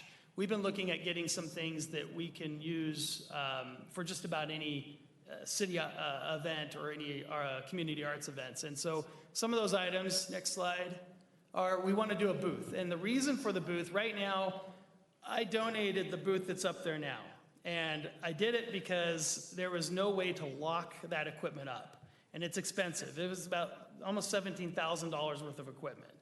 The booth that I made works. People can't use it But if you dropped a soda on that booth, we're probably going to have some equipment damaged. So we would like to see if we can build a booth to protect that asset for the future. So the current booth, while it works, it does not protect the equipment from any spills. If a new booth is built, we can fully enclose it.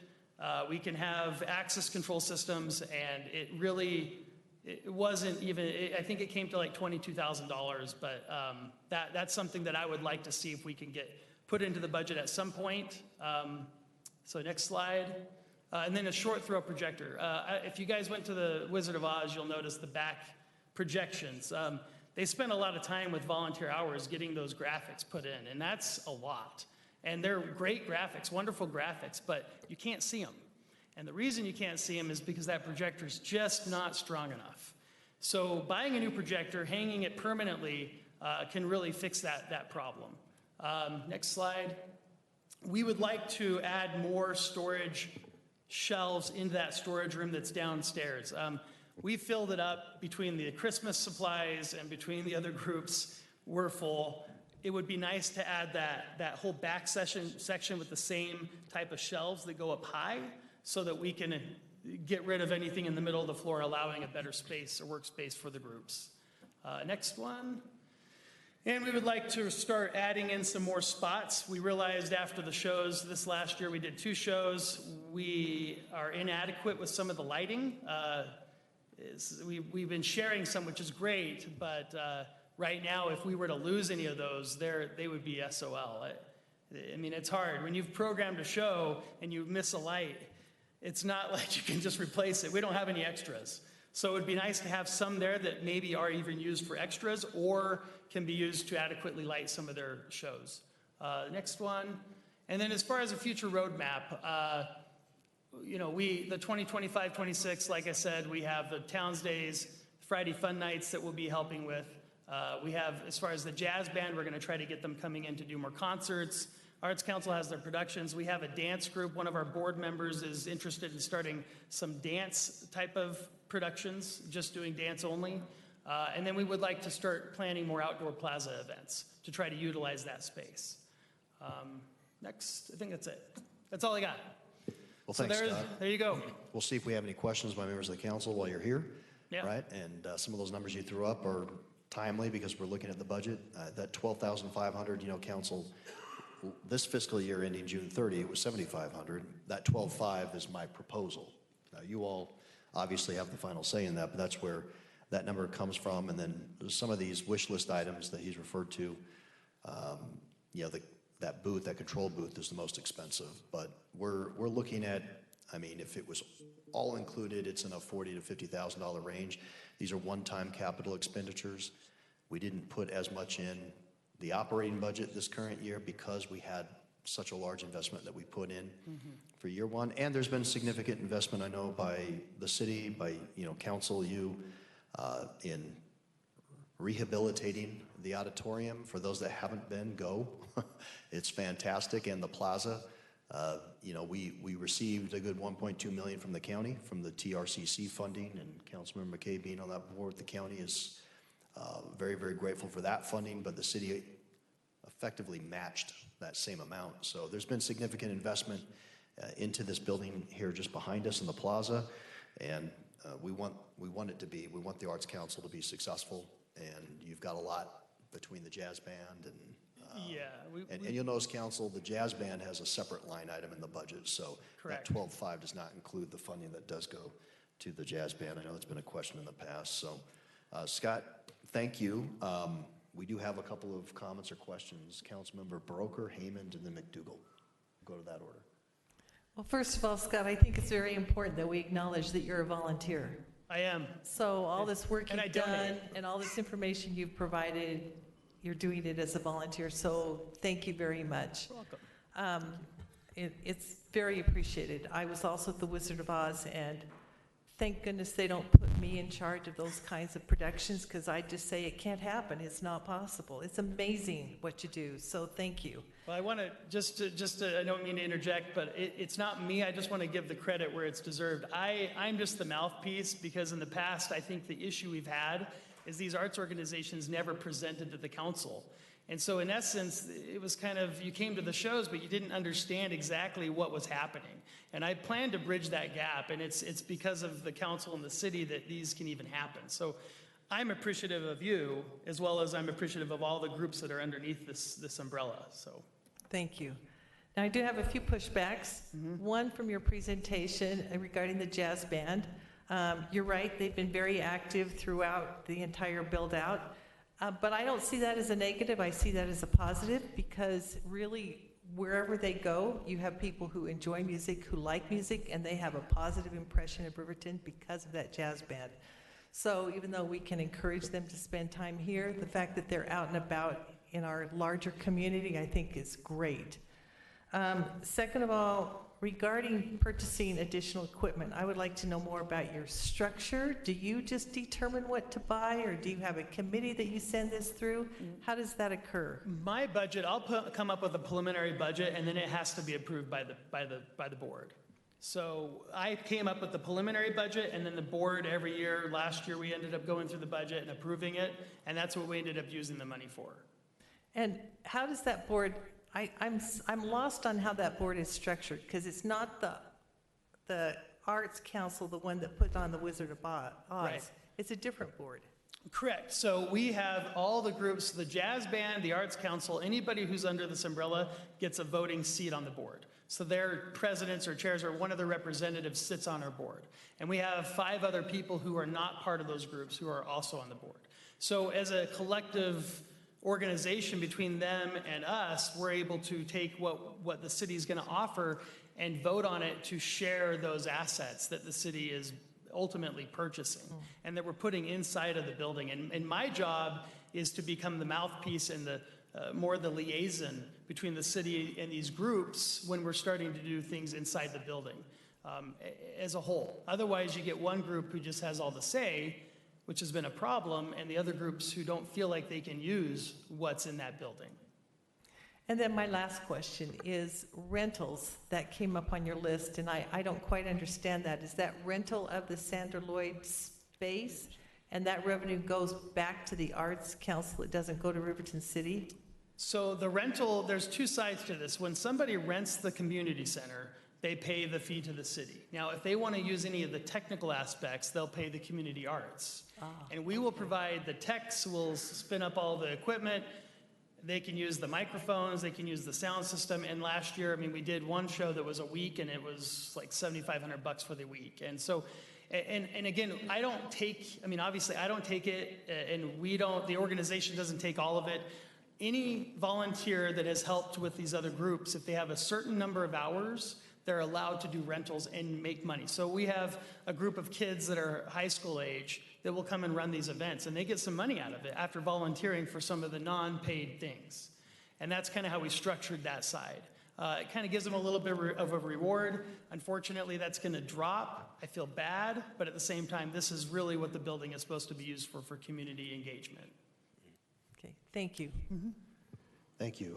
Councilmember Haymond, and then McDougall, and then Councilmember Perucci online. Thank you, Mr. Mayor. And Scott, thank you so much for everything you're doing and for all the people you represent, because really the events are fantastic. I really enjoyed the Wizard of Oz. That was great. Miss Riverton, that was a fantastic event as well. Really enjoyed that and everything that you guys have done with that. And I know you Again, it wasn't me. I can't take the credit. I know you work very closely with Cheryl and her whole team, and just great things that happen there. So, yeah, you're not up there competing, right? No, I'm the mouthpiece. I don't have the artistic skills, but yeah, sorry. No, you're good. I believe my question I had was actually, you already answered it, just in that, like Wizard of Oz was done by a different organization using that facility. I was just curious on ticket sales. I didn't see ticket sales anywhere accounted for there, and it's because they're different organizations selling their tickets and doing that. Correct. And we do, so when any of the organizations that are part of us, we vet them to ensure they're not taking money. In other words, using a nonprofit as a shell to funnel money to the organizations, which is in our agreement, it's one of our requirements. So we vet, in fact, every time they do a show, we end up getting their whole expense sheets. We get all their finances, that we'll look at them and ensure that, hey, yep, that all matches. They weren't paying somebody $100,000 for doing something when they got in kind a donation to a facility, which wouldn't be right. When you're dealing with a public facility, I know a lot of nonprofits that operate as a business, and they kind of hide it, and it wouldn't be fair for the community to pay that while somebody's making a large amount of money. So we do vet that with their expenses. But yeah, I did not include that into my expense because it's not part of us. We collect the rental income, but they take their ticket sales, is what you're saying. Yeah, so Arts Council took the ticket sales themselves. Yeah. Okay. Well, I very much appreciate it. Love everything you're doing. Love the Riverton Jazz Band. I love anytime they come over. That's like the favorite part of my parade, when they go by and they're playing their fun music. It's awesome. So, yeah, thanks for everything you do, and thanks for clarifying that. Thank you. Thank you. Councilmember McDougall. Yeah, I don't have much. Councilmember Baroker did a great job of kind of digging into the details of the money in the organization. So I'll just echo, in years past, we had some conflict with the council and the different not the council, but with the different organizations and stuff. And again, I know you're not going to accept it, but I do appreciate what you and Cheryl have done, because this is, I think, what this council envisioned our community program to be, to bring all these different entities together in a collaborative way that would benefit the residents of our city and all of the organizations equal. And I feel like that vision has been realized from where we came from several years ago. So thank you. I think we are accomplishing what we wanted to do. Thank you. Thank you. Councilmember Perucci. Yeah, thanks. And Scott, I appreciate this presentation. It's helpful to have context for what you're doing. I just wanted to say, just as we're doing the budgeting process, I think that we as a council, I'd love some clarification. And Scott, this isn't from you, but more from Cheryl and others on the differences between the funding that's going to the Arts Council and funding that's going to the Jazz Band, and then the general events funding line items that we have. I think that because there's a significant amount that's going towards this programming, and it's a popular programming, but I think I would like some clarification just about why we have these different line items broken up, and what impact each pot of money is having on that. And so not necessarily something we have to have answered now, but that's a question that I'd like to have answered as we're going through the budgeting process. Absolutely. And I think Kevin and staff can go ahead and get that to you for sure. Well, thank you, Scott. You're welcome. Appreciate Thank you. It. Again, volunteer extraordinaire, and we appreciate everything. I appreciate the city. I love the city, so we're good. Thanks so much. Thank you. Council, item 15, the consent agenda. Is there an item on the consent agenda a member of the council would like to remove? If not, we'll just entertain a motion to approve the consent agenda. Mayor, I move we approve the consent agenda. Heyman, second. All in favor? Aye. Aye. Any opposed? Okay, that carries. Move to item 16.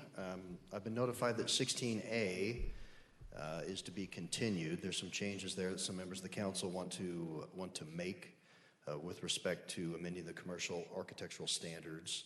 I don't know if there's a member of the public here that was wanting to speak to this. In as much as we did notice a public hearing, if there's a member of the community that wants to speak to this particular one, please step forward. Let us hear your comments. And we'll just go ahead and we'll suspend the public hearing, or continue that rather to the next meeting. Council, any comments or questions there before we move on? I mean, we're going to be discussing this. I guess Councilmember Baroker will have a date certain next meeting. Is that right? May 20th meeting? Okay. I guess for the record, do we make a motion? Sounds like we do. Councilmember McKay, did you have comment? Yeah, comment. Okay, Councilmember McKay then, before a motion is made, has a comment. I didn't realize that it was going to be held over, but I had just made some notes. 4 things that I had a concern with. Number 1, the 4-sided architecture. I think if it's in the back facing residential or even potential residential, having to have all of the design elements and stuff, I think that that's going to increase the cost of construction. And when we're, trying to be business friendly and stuff, I think that needs to be looked at. And then 5F, no more than 50% glass. I love the commercial up at Mountain View Village, and I bet that it's more than 50% glass, so I think that we should increase that amount.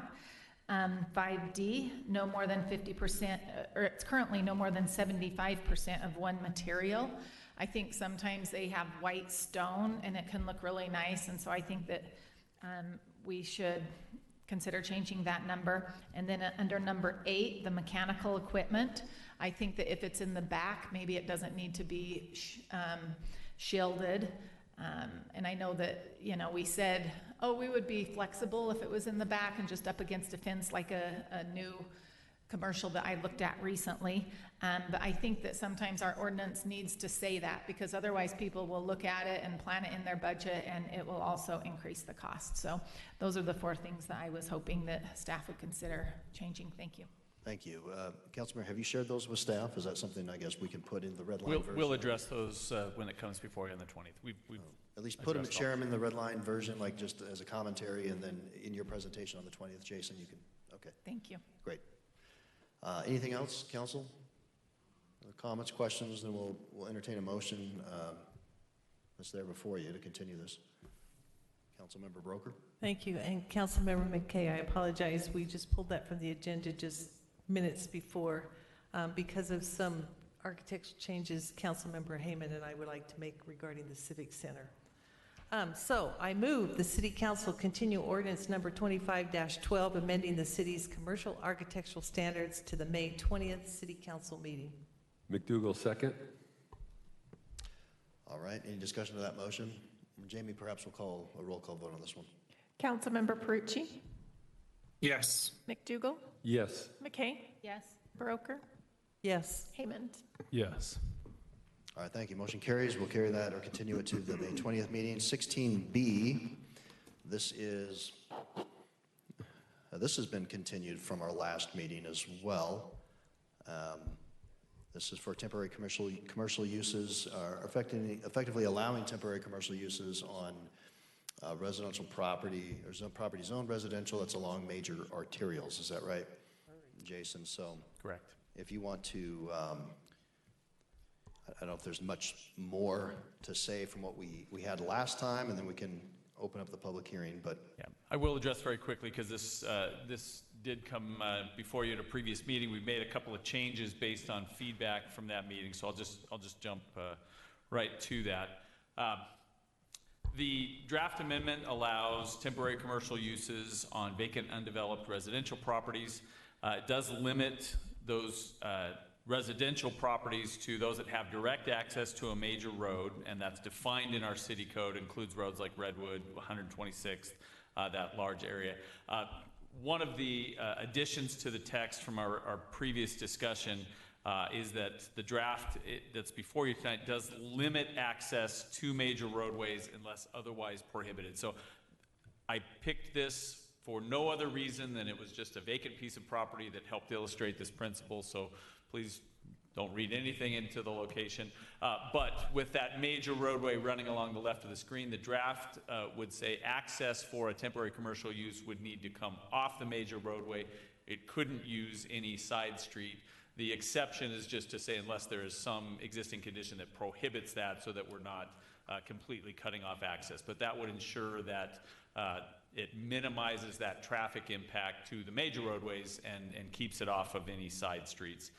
The draft also addresses requirements for lighting. It does reference our temporary commercial lighting code that just has some standards about flashing lights and movement and other things. So it links to that. So the changes that were discussed in the previous meeting have been incorporated into the code. Basically, as I said, there are references to the lighting standard.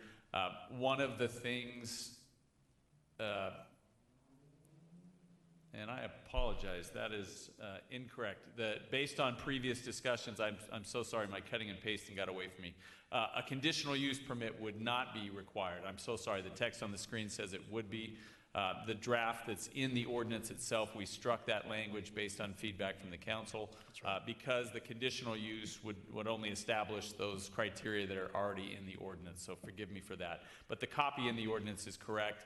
A conditional use permit would not be required. And then that number 3 there talks about access and access being restricted. So the Planning Commission forwarded it to you with a recommendation for approval, and then with those additions that we've discussed, and I'll amend that slide very quickly, we are recommending approval as well. Thank you, Jason. Council, any questions of staff before we open the public hearing? Councilmember Haymond.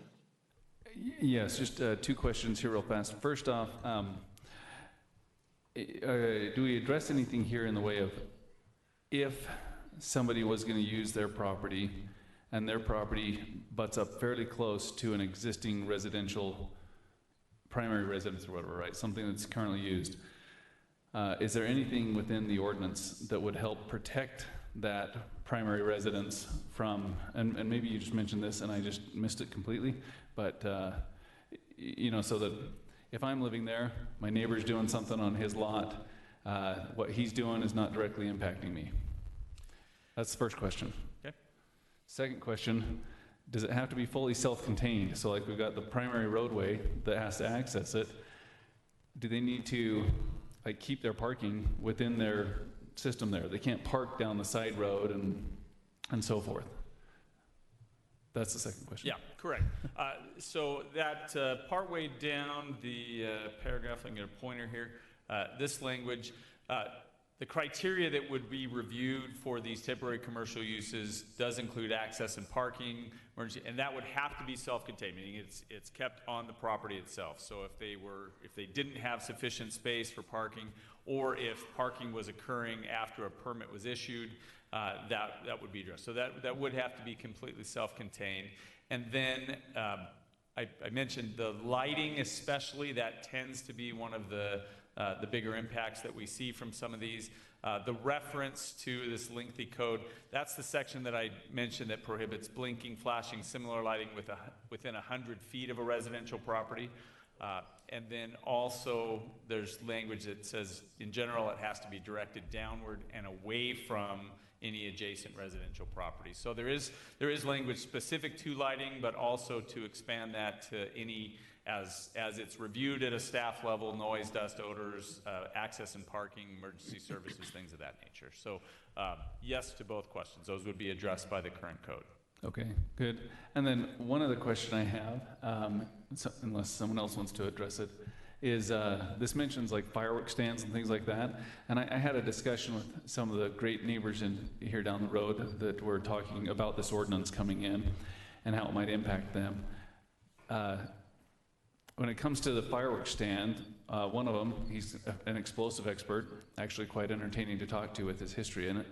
But he mentions that you know, if you have large storages of fireworks, it can become a gigantic explosive hazard and so forth. And I'm just thinking back, I haven't seen any of that in existing fireworks stands like at Peterson's or Walmart, or is there something already in the code that prohibits, like you can't bring in your, you know, your Connex box or your semi-trailer and just park it there chock full of fireworks? So our code doesn't address that specifically, because in addition to all of the city review, Unified Fire, they are required to be permitted and inspected by Unified Fire. We defer to the fire code, both for the standards that would apply and also for the inspection. So part of any fireworks stand, regardless of underlying property or city conditions, they are required to get permitting and inspections through Unified Fire. Okay, great. Thank you. Anything else, Councilmember? Councilmember Broker. So I did contact Marshall Watkins regarding the fire code, and if he has any clarification that he could provide to this process, it would be appreciated.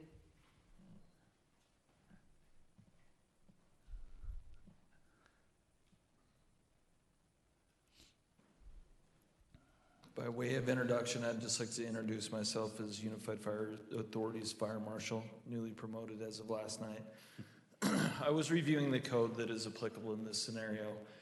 There is a standard that they need to divide up the fireworks to ensure that they're dispersed and they're not in one stockpile. And again, our area fire marshal, David Mills, will be out here to inspect to ensure that it meets that standard.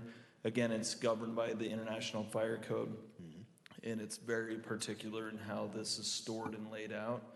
And I think that's the best overview, and they will be inspected with that permitting process that they will go through. So, Thank you, Wade. With that said, any questions? Okay, thank you so much. Seeing no other comments or questions by members of the council or staff, we'll open up the public hearing. So is there any member of the public that would like to speak to this? No? Come on up. We just need your name for the recorder, that's all. Name's Jay Salter, address 1569 Christian Way, right down the street there. Don't need your address, but that's fine, all right. Hey, the reason we're kind of here is we do know that one of our neighbors that has property on Redwood Road and just off of Christian Way, who has 2 vacant lots right now, was considered in the past wanting a fireworks stand, and we strongly oppose that just because of a couple of reasons. One, the congestion that it might serve on Christian Way. You've got 3 lanes of traffic coming into that. You got an incoming and you got 2 egress onto Redwood Road. One's a left-hand turnout, one's a straight through, and a right-hand turnout. That right-hand turnout would probably be blocked if there was anyone parking on the street right there. The other thing is there's a house directly behind that would greatly impact. She's been there, I've been in Riverton for 30 plus years, right? And so she's been there for quite some time. It is concerning to her that she would have that much traffic in her front yard, basically. And then the other thing I'm gonna ask you to consider, and it was quite funny that Councilman Heyman brought this up, is the lot next to where he wants to propose to have the stand sits a few semi-trailers. I'm going to speculate where those semi-trailers go every year, and they go to another fireworks stand that happens to be on State Street on 90th South and State Street and 90th South. I watch them disappear every year. I watch them come back every year. It is a residential area. I'm speculating, but it would be awesome if the city council or the city inspectors could maybe just inspect those trailers to see what is actually in those. I'm not going to do it as a citizen. It's not my right, but I would strongly encourage someone to maybe look into that one right there. The other thing is we'd be rewarding someone that's constantly putting a burden on the neighbors of Christian Way. If you drive down that street, it's not very appealing to anybody. In fact, it's quite dirty, it's quite grungy. We've got a fence that's made out of straw bales. We've got a fence that's made out of a trailer. We've got a fence that's made out of an old motorhome. And that is what's blocking a rental property with a chicken coop and other things in there. We just want to see some consideration for the rest of us that are fairly decent tax-paying citizens down the street there that would like to see that maybe halted in that respect. So as you consider that going forward, I understand the ordinance is good for some places. For that place, I would please make a consideration for that one and maybe really ask a little deeper if that's something that's good for the community. Thank you very much. Hey, thank you, Jay. Any other comments?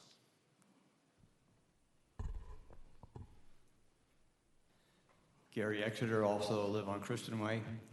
I had a few questions. I don't know if been addressed or not, but with this ordinance and with small businesses moving in, knowing, again, as Jay mentioned, with this type of business, has there been any studies done if they're brought into the neighborhood? Is there any crime impact? Does anything happen to the neighborhood be bringing these kind of businesses to our properties? Also, with the parking and the egress and so forth, as mentioned, who enforces that? I mean, if people are parking on the street where they're not supposed to be parking, how is that addressed? And what can be done for that? There's just some concerns that way. And as mentioned before, with the woman that has the home right behind one particular piece of property, she's a widow. And I would think that she'd be concerned for her own safety, not knowing what kind of people could be attending. We don't want to say they're all bad people, but you just never know who's going to come along, you know, and maybe vagrant there on the property itself. So these are some of the concerns that I have as well. Thank you. Thank you, Gary.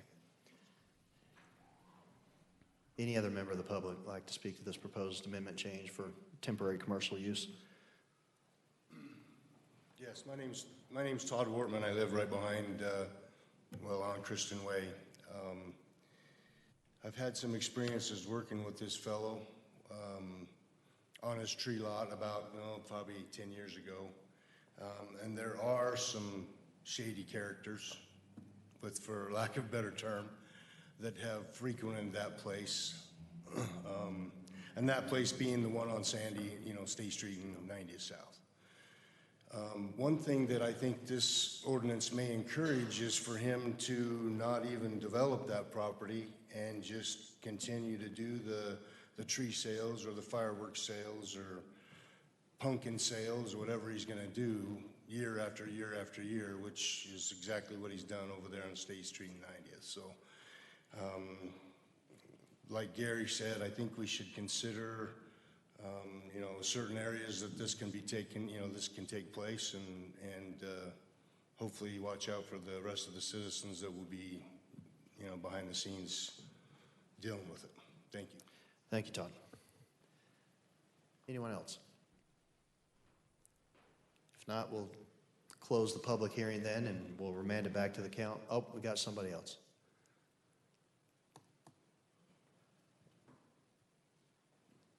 So my name's Sean Taylor. I'm just learning about this ordinance today.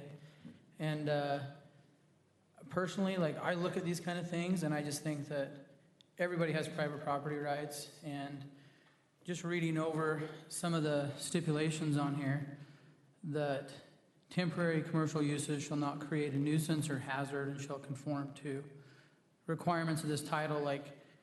I don't know exactly what the approval process is going to be, but when I look at different opportunities that citizens can have with their own private property, I think there should be a path that they can do the things that they want. Now, if it imposes on the neighbors, that's a problem, and that needs to be addressed. But I just think that, as a council, you should just always try to consider respecting private property rights and allow people to use their property in ways that they see fit. So that's my comment.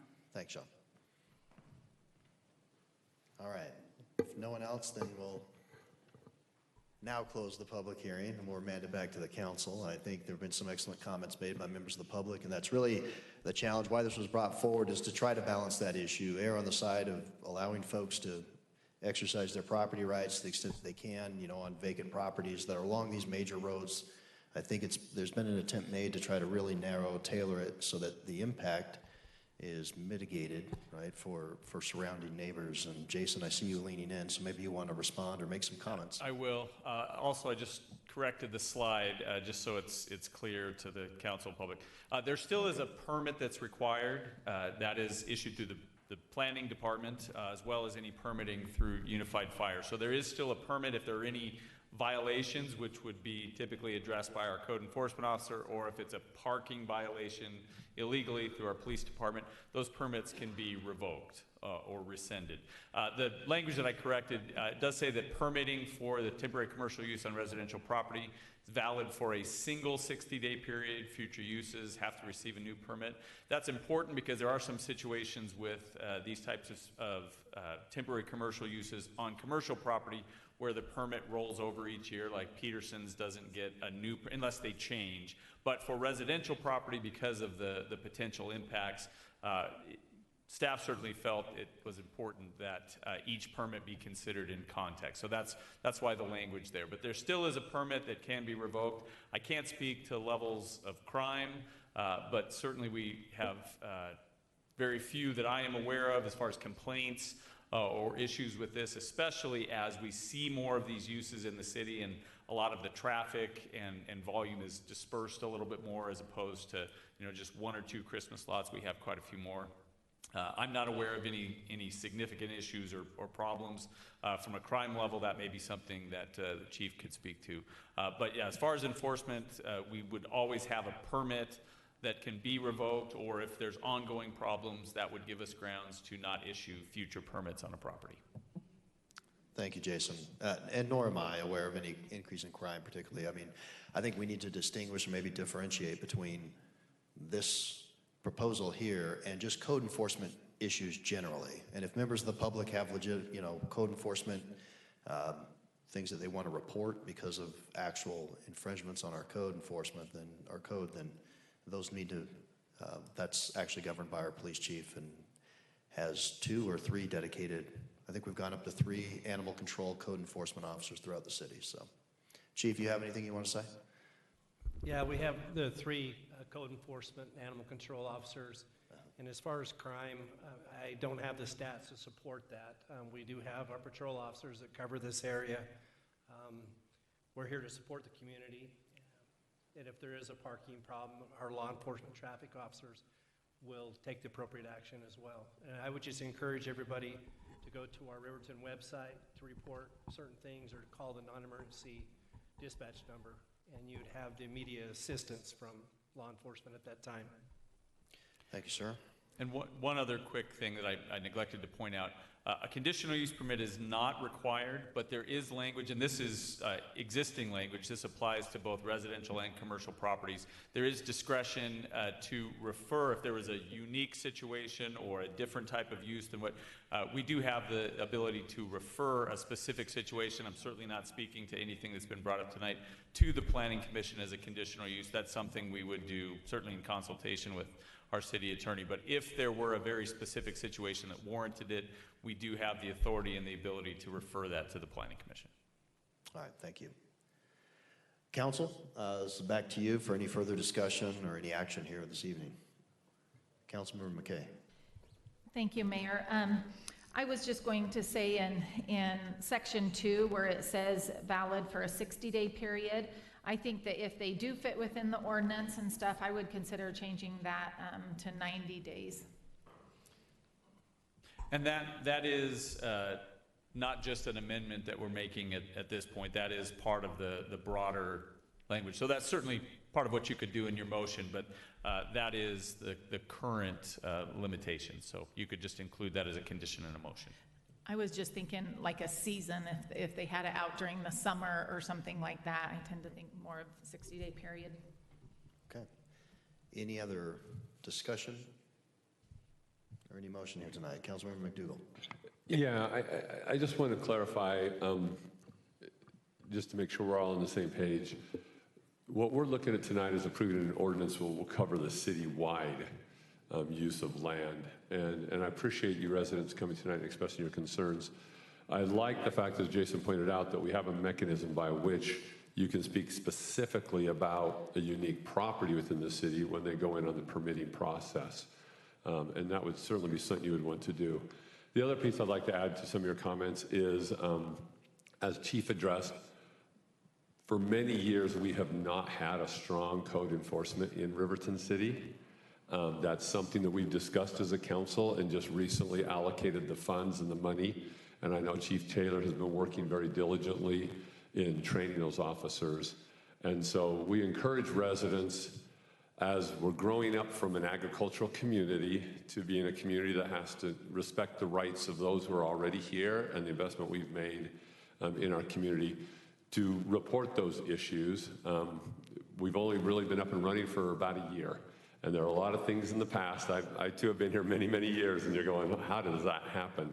But as we continue to get better at it and communicate with our residents the expectation, I think we're going to be able to resolve some of these issues. So appreciate that and encourage you to use our site. I'm fine with the ordinance. I'm not comfortable. I don't know that I want to extend it beyond 60 days. And the reason for that is it's generally a non-typical use, which no matter how hard we try is going to create disruption to the residents wherever it's going to be. And so anytime we can minimize that, you know, I think a Christmas tree lot, there's no 90 days, no one's doing a tree for 90 days. I think fireworks are limited by state law within a very short window too. So I think the 60 days is appropriate for allowing a property owner to use their property, but at the same time respecting existing residents and the inconvenience that will be caused for them. So that's just my comment. I'd like to leave it at the 60 days. All right, thank you, Councilmember. Any Councilmember Baroker and I'm showing McDougall again? Or did you unintentionally hit? No, if there were no other comments, I was going to make a motion. Oh, okay. And Mayor, just so you know, I do have my hand raised online as well. Oh, sorry, I didn't notice that. Well, let's go there, then Councilmember Perucci, and then back to Councilmember Broker. Awesome. Thanks. Yeah, no, I just wanted to say I appreciate the comments and the perspective shared, and I agree with what my colleagues on the council have said. This is allowing for a citywide change. It's allowing a balance for personal property rights while also taking into account each individual application's specific situation and the feedback from the neighbors around. And so I think it's got a good balancing act and a good balancing effect. So I'm inclined to support it. I think that each application, then the community will be able to weigh in and provide their feedback. And I, for one, would love to see more of these holiday-related pop-ups. I don't think that they're going to be major crime draws to Christmas tree lots or fireworks stands. I think they're going to be opportunities for the community to engage in the holidays. All right, thank you. Councilmember Broker? Thank you. I also do not want to broaden it at all. I think it should remain at 60 days. But my issue is more concerned with code enforcement. When I went down there and looked at this area, there are multiple code infractions. And personally for me, if I lived in that community and it came before the planning committee because they have to get a permit, I would be indicating I'm not so convinced that this owner is going to comply, since everything that's down there represents that he's not going to. So for me at this time, if it does come to a vote tonight, I am going to vote no. I think we need to look at it a little further to determine how we're going to manage those types of situations. And the whole reality is, in 60 days for some type of business, our code enforcement is not going to be able to get a behavior change, I don't think. I've got Councilmember McDougall McKay. I think you were looking for motions, right? Or Councilmember Heyman, did you have a comment? Or okay, let's go there first. Councilmember Heyman. So my comment is along with Councilmember Broker, in that I don't think we're in a hurry to pass this for any reason. And so rather than try to pass it tonight, I would like to wait and see. Especially, we've got comments from a lot of people here in the area that could be impacted by this ordinance. And it would be, I think, appropriate to see people involved in that area to, like, will they step up and play by the rules? And before we start granting an ordinance here that could allow them to, again, just do what they want. So I would like to make a motion that we continue this and address some of the issues here and then relook at it down the road. You're free to make that motion, see if you get a second to it. I may just weigh in as the chair. I'm not, we don't have an odd number here, so I'm not going to be voting, but this was something we've already continued from one meeting. I think we've had pretty healthy discussion and dialogue about it. We've had a number of residents show up tonight and express concern, but I think we need to differentiate again between code enforcement and infraction issues versus this amendment change that just expands, I think, personal property rights, frankly. And if some people are in this area that's been described, aren't right now, if they, and I don't know that they are, but if they are in violation of some code issues, then I think that's separate and distinct from making these changes here tonight. But there again, the council is at liberty to continue this if they want. It's already been continued one time, and again, I think we've got some pretty good feedback here tonight, but that's all I'll say on the issue. So we do have a motion on the table right now to continue that. Councilmember Broker, McDougall, do we have? I will second that motion. Okay. So we have a motion and a second. Any discussion to that motion? Or substitute for that matter, if not. Yeah, I'd like to make a substitute motion that we approve the ordinance. McKay seconds that. All right, so we have a substitute motion that we'll go ahead and could I speak to my motion if that's all right? Go ahead. Just briefly, I think that, to your point, Mayor, we've deliberated on this for a couple of council meetings. I think when people are in violation of city code as is, like they shouldn't be getting these permits. I mean, compliance with city code should be a prerequisite to getting a permit like this, and I would assume that would be the case. And so I think that I recognize that there's a problem in one part of our city. This ordinance change is not for one part of the city, it's for the city writ large. And so I feel like we have the necessary safeguards in place in order to ensure that neighborhoods are not negatively impacted, but for those that are good actors in our community, they can apply for this permit, show that they will bring value to the community and have an opportunity to use their personal property in a way that benefits not only themselves, but their families and the community writ large. All right, thank you, Councilmember Perucci. So your motion is what the recommended motion is before us, is that correct? To adopt? Yeah, the recommended ordinance, adopt the ordinance change. And that is what Councilmember McKay has seconded, just clarifying. So we have a substitute motion on the table. It's been seconded. Is there any further discussion on that motion? If none, then we'll take a roll call vote. If it fails, then we revert back to Councilmember Hayman's motion and would vote on that. Just to comment on Councilmember Perucci's, is that correct with the in violation of city code? Can we withhold a permit? I think that's what I heard staff say. I mean, that was Part of the review process would be for compliance with other codes, because some of that speaks to the condition of the property, its suitability for use. So yes, absolutely. But the property needs to be in compliance with the code at the time that the application is reviewed. Yeah. If somebody were to have been found to have violated it a year before, and you actually have a judgment on that merits in the justice court, but it's in compliance now, the prior conviction would not weigh in on whether or not the permit would be granted. Do you see the difference? So it's not like, as a condition, because somebody's been convicted of a violation, they're no longer eligible to be considered for a permit. Yeah, that makes sense. Right. Yeah, okay. Yeah, it has to be current. Andy, did you have something there? No, I was just going to say that makes sense. I mean, you're not going to be convicted for life. You have this permit. You're not able to get this permit if you're in current violation. The past performance is weighed. Any further discussion to that substitute motion then? Just one for me, I got to get it clear in my head, and that is, so when somebody comes forward for a permit, you could demonstrate that perhaps it would not be appropriate in a particular situation based on current code violations. Current Correct. violations, if there's something going on. If they're current violations. Then we would not consider them to be eligible. Mr. Mayor, if I may. Yeah, I think that's what we need to understand is, number one, we shouldn't hold up an ordinance for one resident who isn't keeping our code. Right. We need to pass this based on our city at large, particularly we are dealing with the 4th of July and those things coming up. There's a process by which people are going to have to go to the Planning Commission.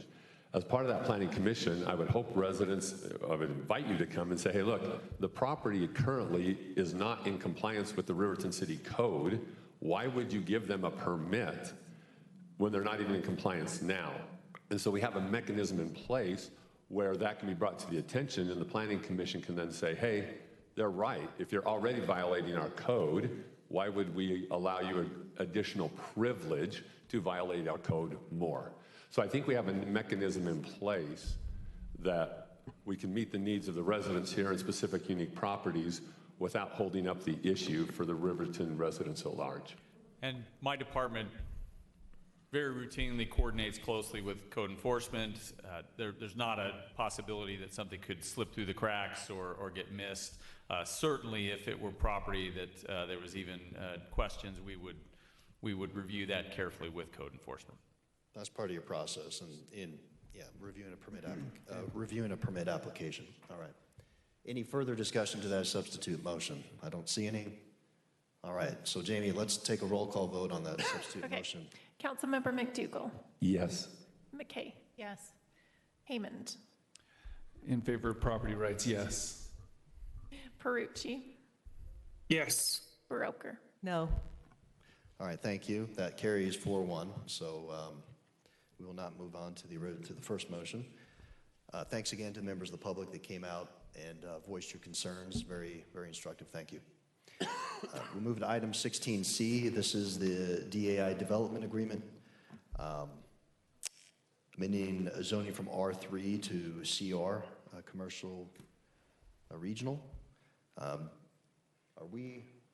Did we have something here too, Councilmember McDougall, that we're moving forward with this item, correct? No. So, I don't want to jump the gun if the DAI representatives are here. There are still some outstanding issues. So in principle, I am good with what we're doing there and with the storage units. The way the development agreement is written currently, there's some concerns here that I would like to get resolved first so that we have a clear, crisp, clean development agreement. We just do it once. And I can voice that now, or we can, I don't want to override the chair. Well, let's, I know, I just went there because I know you made mention of that just prior to coming in here tonight. So let's, if we do have, we've got a representative from DAI here, from the applicant. Okay. Yeah, let's hear from the applicant as much as they're here. And also staff, open up the public hearing. If we need to suspend it and continue this item, we will. If it's something, excuse me, if it's something that we might be able to address through a motion in particular, if there's specific language you want to see changed, we can have that conversation too. So out of respect to the gentleman that's here with DAI, why don't we do that? Jason, if you've got some items that you would like to level set the conversation with, and we'd like to invite the applicant up to speak, and then have any comments or questions by members of the council to staff or to the applicant, and then we can move to the public hearing. Okay. So this property is located off of 134, so I'm sorry, that is not correct. It's located off of 40th West and north of 126. So this is 126 South here. If you're familiar with this area, In-N-Out Burger on the corner, that's a good point of reference. We've got a couple of other storage facilities and then the property in question here. It is unique, I'll say it that way, in that it is undeveloped, but it has been platted. So this property goes back to pre-2008. It was approved late 2006 as a residential subdivision, 30-acre lots. The plat was recorded, meaning it was divided up into lots and a public right-of-way. And you can see, this is the parcel lines, but it was never developed. It was a victim, I'll say it that way, of the recession. It went through quite a bit of legal challenge, and it has remained essentially a defunct subdivision. Mm-hmm. The unique part of that is that the road has been dedicated to the city. There's a detention pond that's in existence, but it has remained undeveloped. After quite a few years of looking at different scenarios, this current applicant has moved forward with the properties that are highlighted in red there. I'm going to put this up on the screen. We'll come back to the site plan, but they are proposing that the property be used, developed for storage units. So that the area in red that's highlighted is what's in development. There are 2 existing homes that would remain, and then there is 1 lot out of the subdivision that the owner of this property owns and is going to retain ownership of. That would be subject to a separate private lane for development, and that's been communicated with that owner. This is a development agreement, so it was noticed both for a couple of meetings with the Planning Commission and then also the hearing tonight. That is both by our code and by state law. A development agreement is treated equally with a rezone where the public is noticed. So the development agreement, again, serves in this case as the instrument for zoning of the property, restrictions on use, a preliminary site plan, design standards, addressing the existing underlying subdivision, and conditions of approval. This is the existing subdivision. Again, part of this process is this city road that was never built or developed would be vacated. There's a detention pond up in the top corner that includes an agreement with the LDS Church that owns the property to the north, drainage into that. So that is being accommodated within the proposed site. They are accounting for that water, both their own property, the property itself, and the agreement that is in place with the adjacent property owner. There's a couple of phases proposed. And this is 40th West along the bottom of the screen. Phase 1 would be development of storage units along the south side with vehicle storage along the north. Phase 2 would build out most of that vehicle storage area with units.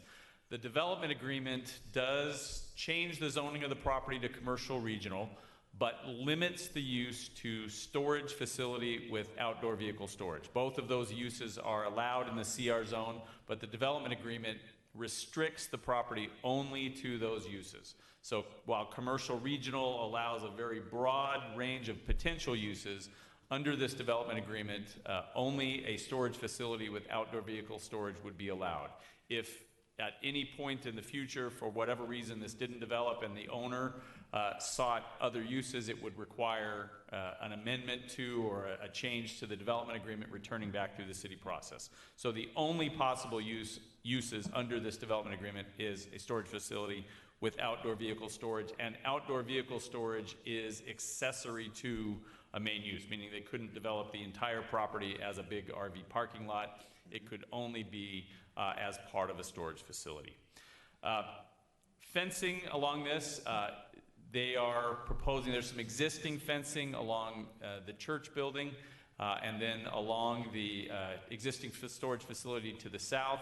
There is 8-foot solid masonry fencing, the green line along the residential properties, and then some additional fencing filling in gaps here. Our ordinance does allow for situations like this where in a storage facility where the buildings themselves make the perimeter boundary, for that to take the place of fencing, but in those gap areas, that would be filled in with fencing.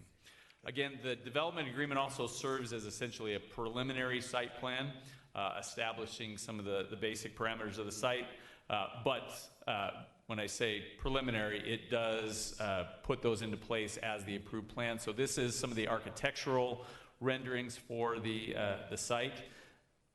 The building height in the development agreement as it's currently drafted states that in phase 1 of the project, excluding the office residence and signage tower, and I'll illustrate those in just a sec, that the buildings not exceed 1 story or 16 feet. No storage buildings in the project shall exceed 2 stories or 32 feet from finished grade, and the building height for non-storage buildings shall be shown in the attached, and that the ones that are non-storage are the office residence and the storage tower. I'll show you those diagrams in just a sec. I'm going to jump back really quickly to the site plan. So phase 1 and phase 2 are here. So phase 1 includes the perimeter buildings, both in the front here and along the Bangerter Highway into the south.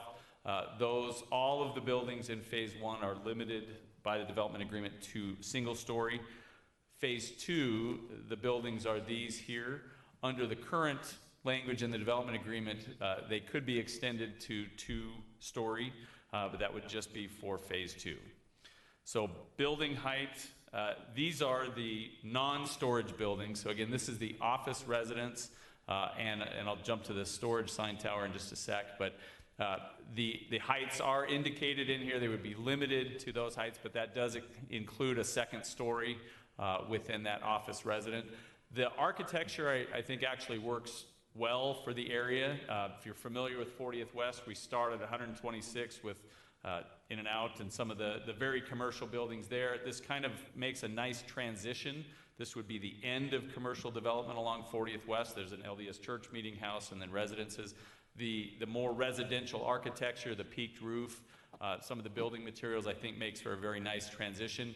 As a side note, we did review this against the proposed architectural standards, and it complies with those as well, just moving forward. The storage tower, the signage tower, which is kind of an odd reference, but I'll explain that. The acreage of this site would allow for a pole sign, the large 25-foot sign that we see for larger projects. They are proposing, and the draft development agreement accommodates replacing that allowed pole sign with, they call it a tower. Basically, it's a faux structure, meaning this isn't actually a residence or office.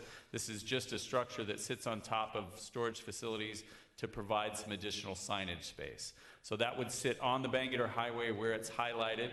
The green circle here is the office residence. So the development agreement would substitute the signage that's shown here for any pole sign is allowed. The architectural design guidelines also include materials. These are the doors, just showing that they are a different metal material than the rest of the site. The site plan would still require final approval through the Planning Commission, but it would be subject to all of the limitations and restrictions within the development agreement. So they would be required to build to these images and standards and limitations on height, but it would still be reviewed by the Planning Commission. One of the things, the Planning Commission went through several meetings reviewing this. One of the things that was discussed was traffic. The applicant did provide a traffic study for the property. Basically what the traffic study stated was that the level of traffic generation was at or below what would have been expected in a residential development. It confirmed what our assumption was. But this would not be a high traffic generator. 40th West is a road that can easily accommodate that traffic. Most importantly for staff, the traffic study did not recommend or require any changes to the right-of-way, meaning a deceleration lane or a turnout lane. The level of traffic and the depth that they have off of that road will easily accommodate that. So there wouldn't be any additional lane or width required on 40th West. Although the project would include completion of improvements, curb gutter and sidewalk along that full frontage, which don't currently exist. There are several conditions in the staff or in the development agreement, and some of them are requests or allowances that the applicant has proposed. I'll just go through those very briefly. Jason, I'm shocked that you have all this committed to memory, man. You've already spelled out for 5 minutes straight. I mean, all this is stipulated in the development agreement, correct? It is. So you say some of it comports with the CR zone already, but it's a development agreement, so all of this is contained in there. I promise I'm almost done. Okay. I do want to hit these. We've been working long enough for you to know when I did all that in a single Mayor breath, Staggs has so. kind of hit the point. Yeah, I just wanted, these are the exceptions to our typical code, and that's why they are important. One of the requests is our ordinance requires a landscape buffer along lines that are shared with residential or commercial properties, a 7-foot landscape buffer. That would be along this green line here. The proposed conditions, and as it was forwarded to you by the development agreement, removes that landscape buffer for the northeast, for these property lines here. Okay. The reason for that, and the applicant will possibly speak to that, the LDS Church has a fairly large landscaped area along that shared line that is well developed. There are a lot of mature trees along there. The landscape buffer in here, the applicants provided, and they were in the packet. Those residents themselves have said there's going to be an 8-foot fence there. We won't even see the landscaping.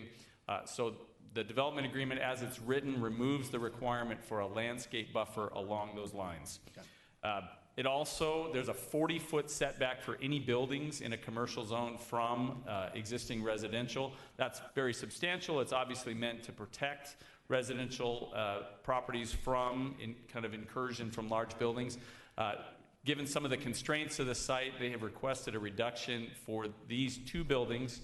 So this is 40th West here, from 40 to 36 feet. So these buildings would be 4 feet closer to this property. Again, they provided a letter from that owner indicating they do not have any objections. The Planning Commission did forward it with support for that as well.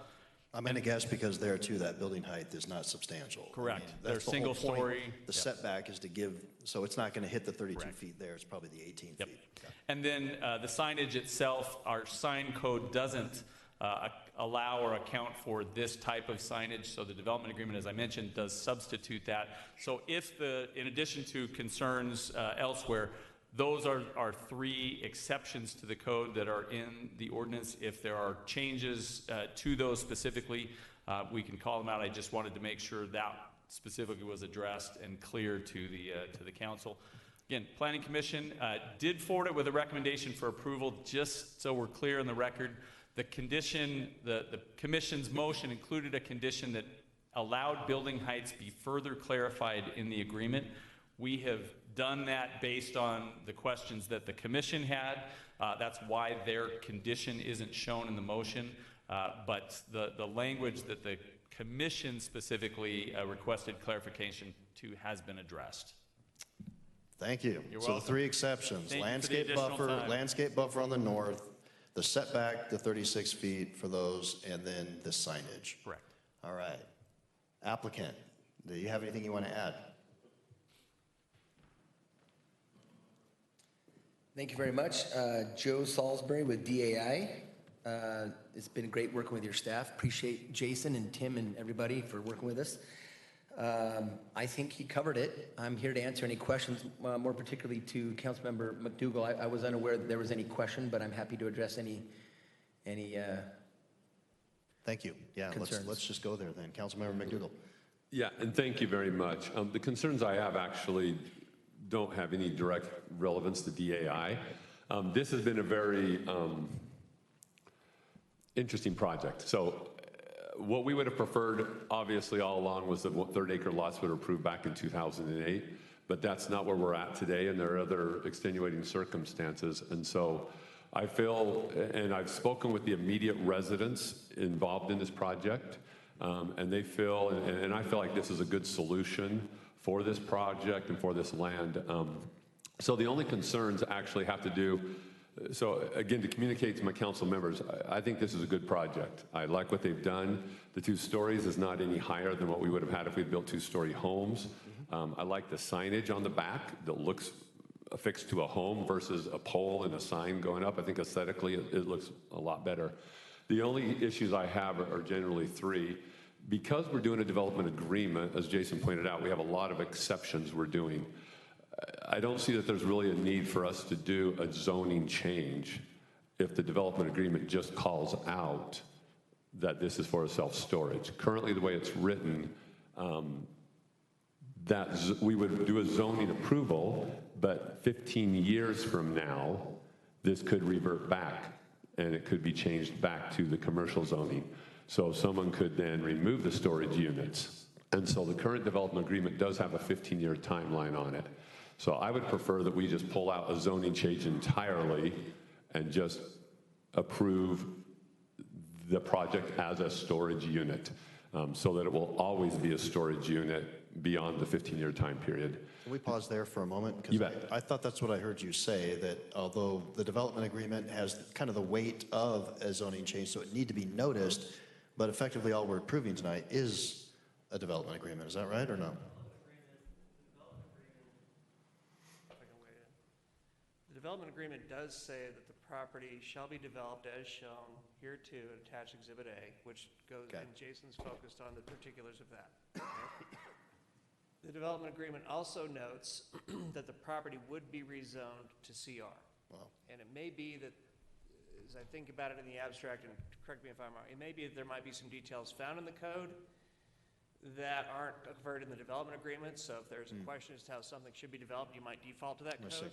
But I think that their underlying concern is, what does the table of uses look like that becomes available for the property once the development agreement expires in 15 years? Is that the essence of the concern? Yeah, basically if we're going to make it storage units, I want it storage units to a degree in perpetuity versus in 15 years, the potential that something else happened, depending on what our code and table has changed at that time. So I think what we do is we come back with some contract language that basically makes clear what will happen upon the expiration of the term of the agreement in terms of what is permitted to be used on the site.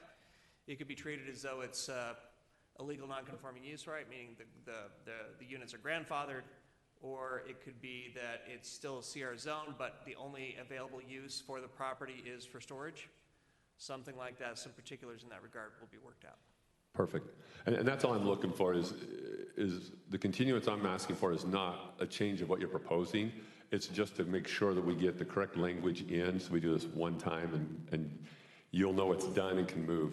The other just 2 concerns I have, and again, they don't fall under what you're proposing, but back in 2008 when it was a residential subdivision, and we don't quite have, and Ryan can correct me on this, the details fleshed out yet in the development agreement, but the infrastructure that is currently in there and the cost associated with that, I think we need to get that clarified and dealt with, as well as the retention pond. I know it refers to the retention pond, but the layout currently doesn't have it, and just the development agreement didn't have the specificities of that.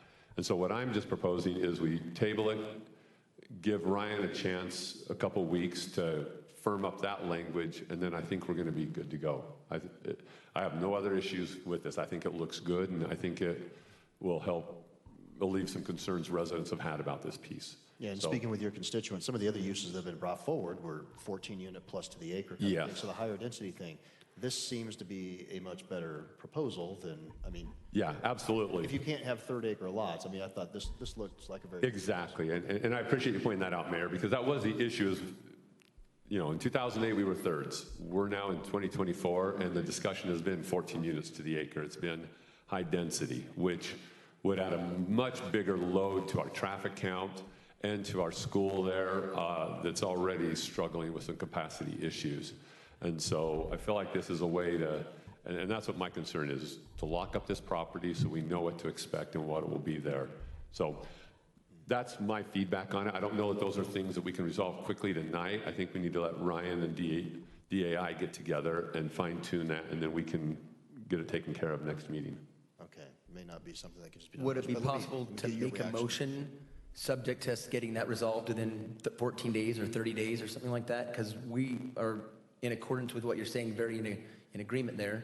And I Right. think we're aligned there, just getting it. There could be more than one way to sort it out. I'm gumballing ideas right here, and I don't think that's thorough enough. I would recommend we put together something quite exact. Yeah, I would prefer that we wait until we have the firm language so that the council can be aware of what's exactly in the development agreement and what we're agreeing to.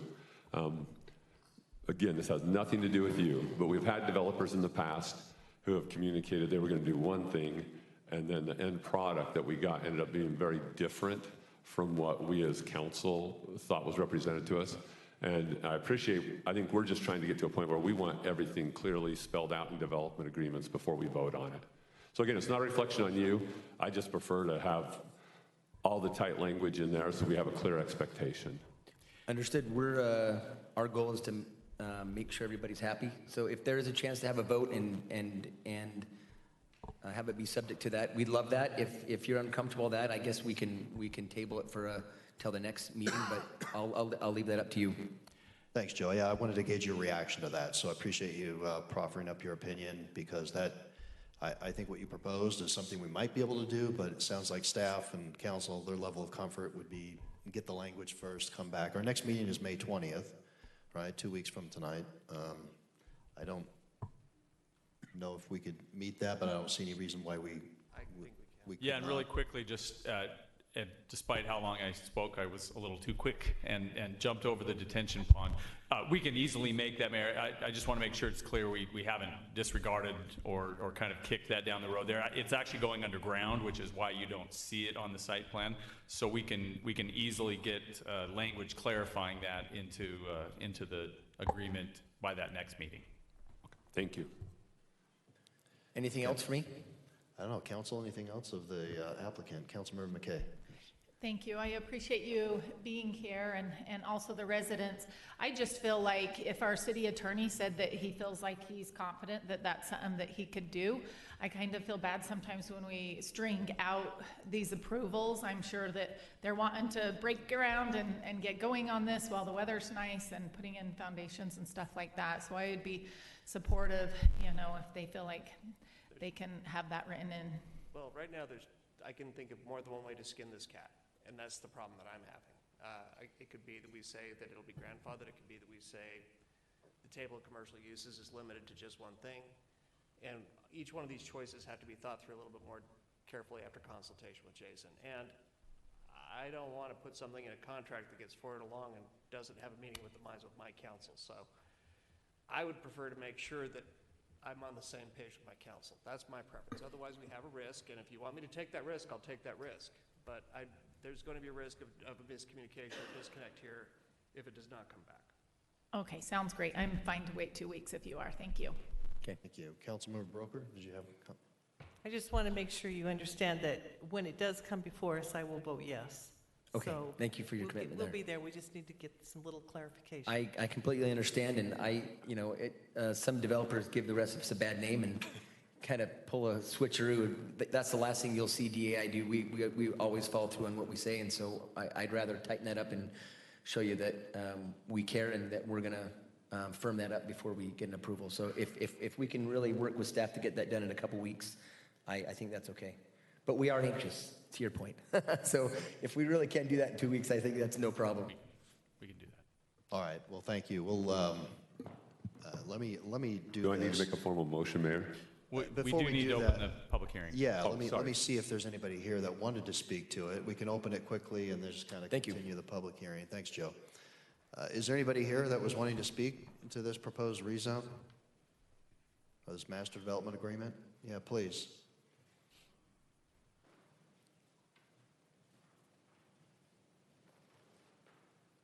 Thank you for your time. My name is Matt Yor. I live just up 4,000 from this project. My big concern is really that this does seem like a Trojan horse.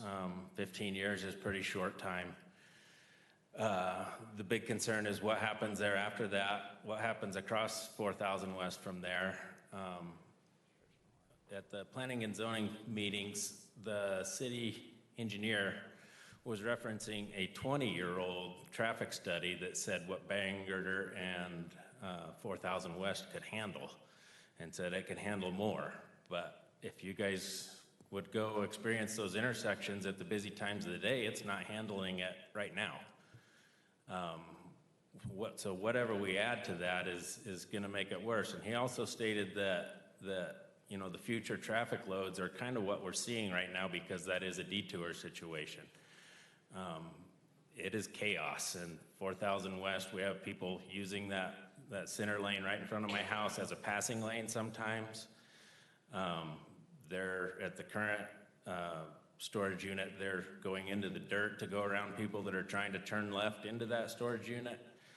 This one is adding, you know, trailer parking. So picture yourself trying to pull a 40-foot toy hauler and turning left with oncoming traffic there. I really think the city is being very naive about this current situation and what adding more to it is doing.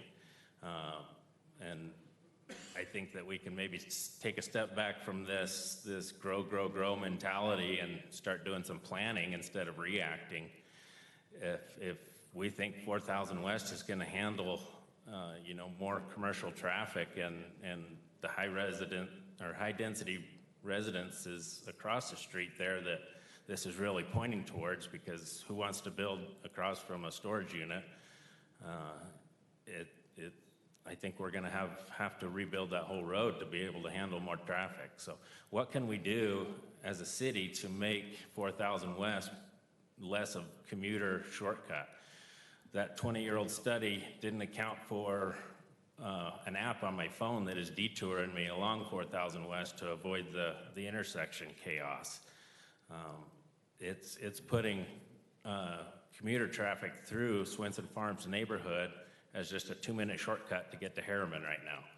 And if you walk around in that neighborhood, you see people, you know, jumping over the speed bumps, going over the speed limit.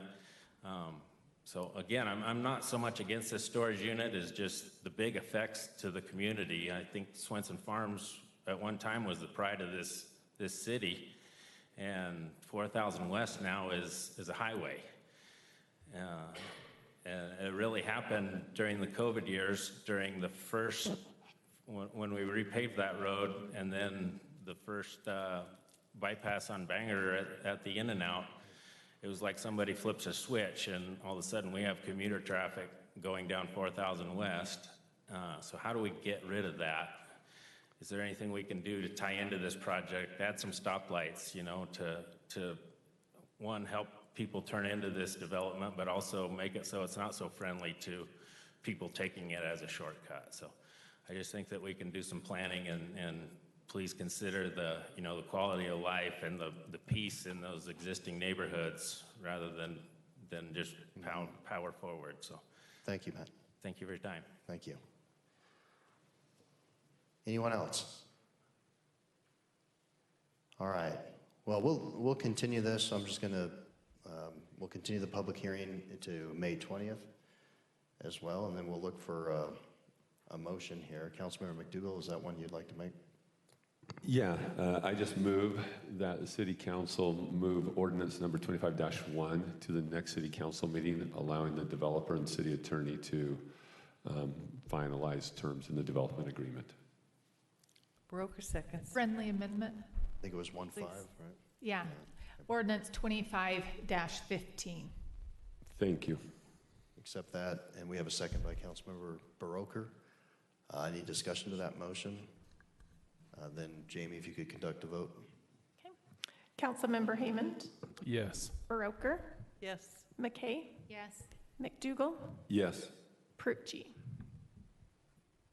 Yes, although I did want to just say that if we don't have the language in 2 weeks, I'm ready to move this in 2 weeks too, as is. So I really want to see this in 2 weeks. Thank you. Thank you. We'll move on to item 17A. Matt, before you leave, I'd love to get your contact information too, because we are in the midst of our general plan amendment every 5 years. We have to go through that, and our transportation plan as well. So I think if you haven't had a chance to speak with myself or Councilmember McDougall or Carrie Nicase, who's our Director of Public Works, we could probably speak to a lot of what you raised in your public comment there, okay? So item 17A, this was just simply establishing that formal perimeter boundary for our park, and I wanted to see if there were any questions by council of staff. Councilmember McKay. Thank you, Mayor. In looking at this ordinance, let me open it up really fast. And the map that includes removing the skate park and then the water retention across from that by our city park from the park amenities. I just want to say that I think that the entrance to our park, especially our city park, is really important. And my question for staff is, does this new boundary mean that the city can sell any of those parcels? It does not by itself mean that. I mean, we would have to, anytime the city were to sell any of the parcels, it would have to come back to the council for approval.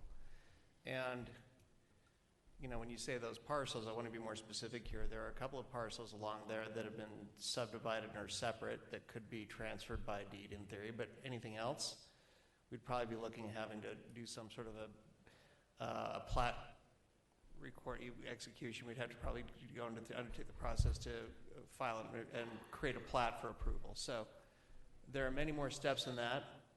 I think that what we're trying to do here is just kind of show that we've got some proximity issues clarified for anybody who's looking at the boundary between our property and the neighboring commercial properties to the north of it. And I'll just leave it at that. Okay, thank you. I would just hate for this boundary change to be a precursor to selling our city park. Thank you. Let me just say that let me just say this. I think this resolution, if we were heading in that direction and that was what we were doing right now, we wouldn't need to do this resolution. It has nothing to do with that one way or the other, if that makes sense. Yeah. Just one bit of clarification also, Mayor, just to emphasize a little bit more.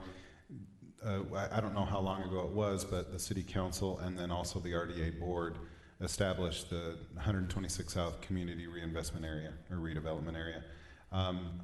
That was already done. This is simply, again, like Ryan said, just clarifying some boundaries for proximity issues that we could potentially have as the CRA is trying to do any sort of development into the future. Exactly. Thank you. Councilmember Haymond? Just wanted to see, claiming all these things as public road, would that allow the property here on 126 to access that? Or are we going to try to, like, I'm looking at that and thinking we don't want a bunch of traffic in there trying to access the land there. Does that make sense? It makes no difference either way in terms of the extent to which traffic would flow through there. They're open roads right now.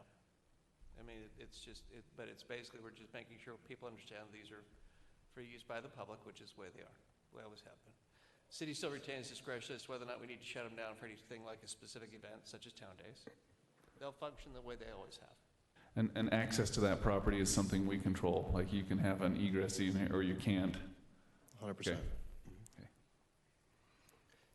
Any other questions? Okay. Well, any other further discussion, or do we have action on this here tonight? Councilmember McDougall. Yeah, if there's no discussion by my fellow council members, I'm ready to make a motion. Please. I move we approve resolution number 25-28, establishing a formal perimeter boundary for a public park known as the Riverton Main Park. Haymond will second. Thank you. I have second to that motion. Any discussion to that motion? If not, Jamie, a roll call vote. Councilmember Baroker, Yes. McDougall, Yes. Haymond, Yes. McKay, no, Perucci. Yes. All right, thank you. Motion carries. Item 17B, this is just tentatively adopting the tentative budgets. I love the way this is worded. Again, not approving my budget, just approving, basically saying, yeah, we got it. So again, we're not going to spend really any time on this here this evening. You've got other council meetings that we can dedicate a lot of time. Our work session dedicated, I think, one of the biggest items is sanitation proposal. But again, plenty of opportunity for these next few council meetings. I just want to say thank you to staff for helping put all this together. You know, it's a pretty arduous process to be able to do this, and it's, I mean, 4 years on the council, 8 is now as mayor, my 12th budget, and I've been pretty knee-deep in it from day one. But nonetheless, I mean, this still is a $70+ million budget, and there's a lot to it, several lines, new software, and, you know, Nick and his team, and Kevin and Megan is here tonight. You know, a lot of work that's been put in, a lot of meetings with me, time and again. I've changed my mind a couple of times, so thanks for putting up with that and having patience. But I will just turn it here over to the council to go ahead and pass this resolution, or if you have any commentary and your questions that you want to lay out now. Councilmember McKay and then McDougall. Thank you.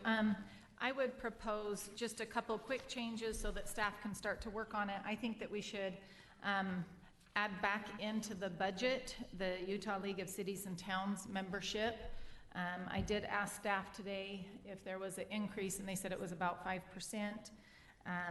And so it came up to $36,604. And I feel like between the trainings they offer and the lobbying they do on behalf of cities on the Hill, I feel like that's worth it. Thank you. Okay. Councilmember McDougall. Yeah, Mr. Mayor, I propose we actually adopt the resolution as it is today, allowing all council members the opportunity to review the budget before we begin making recommendations and changes, so that we can see the cost offsets in totality with the rest of the budget, rather than beginning to start having staff make changes until we've all had a chance to fully review the budget and see what those ramifications are. So I'd like to make a formal motion that we approve resolution number 25-29, tentatively adopting the tentative budget for the 2025-2026 fiscal year. I second that. Motion is seconded. Councilmember McKay, I didn't want to dismiss what you said. If that was technically a motion, if you want to offer substitute, I guess you can.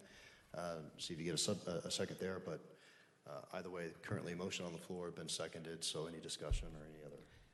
I'm okay to wait to discuss it. Okay. Right. Any other discussion of that motion? Jamie, could you conduct a roll call vote? Councilmember McKay, Yes.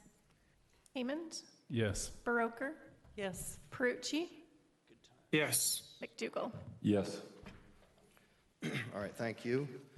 Note the upcoming meetings next on May 20th, and that will be dedicated, I'm sure, entirely to budget review, or almost. I guess we do have some other items coming back, but at any rate, Kevin, you had something that maybe you wanted to interject? Do you mind if I just take a moment or two to offer a bit of clarification logistics for the budget review over the next month and a half? If you must. Please. So I'll be I'm not going to say brief, but... Well, then I'll cut you off, so go ahead. As we all know, May 20th is the next city council meeting. We will obviously have some items, as we've discussed. We've tabled a few things that we're going to bring back, but the bulk of that meeting, both the work session and the city council meeting, is going to be budget discussion. The intent there, the hope now is the council has formally, tentatively passed the tentative budget, would then be coming on the 20th. Councilmember McKay has already noted one thing she's hoping to change, and the hope there is that we'll just have that open dialogue, and we could easily then, hypothetically, if Councilmember McKay brings that up, if somebody agrees with her, we try to do that vote right then and there, and then we'll know the council's desire, and we can go ahead and get that changed and ready to go for the public hearings in June. That's the hope there. We are open for any meetings that the council wants to come meet with us, myself, Nick, and Megan, over the next few weeks. I did send an email out. I believe we have most everybody scheduled, except for Councilmember McDougall. He's not been feeling too great, but we'll still touch base with him if need be. And then after even the 20th, if we need to come back and meet offline as well, 2 by 2, 1 by 1, we're happy to do that. Thank you, Kevin. All right, if there's nothing else, so we'll entertain a motion to adjourn our city council. So moved. Second. Second. All in favor? Aye. Any opposed? Aye. All right, thank you. We stand adjourned until May 20th. Do we have a closed session today? No.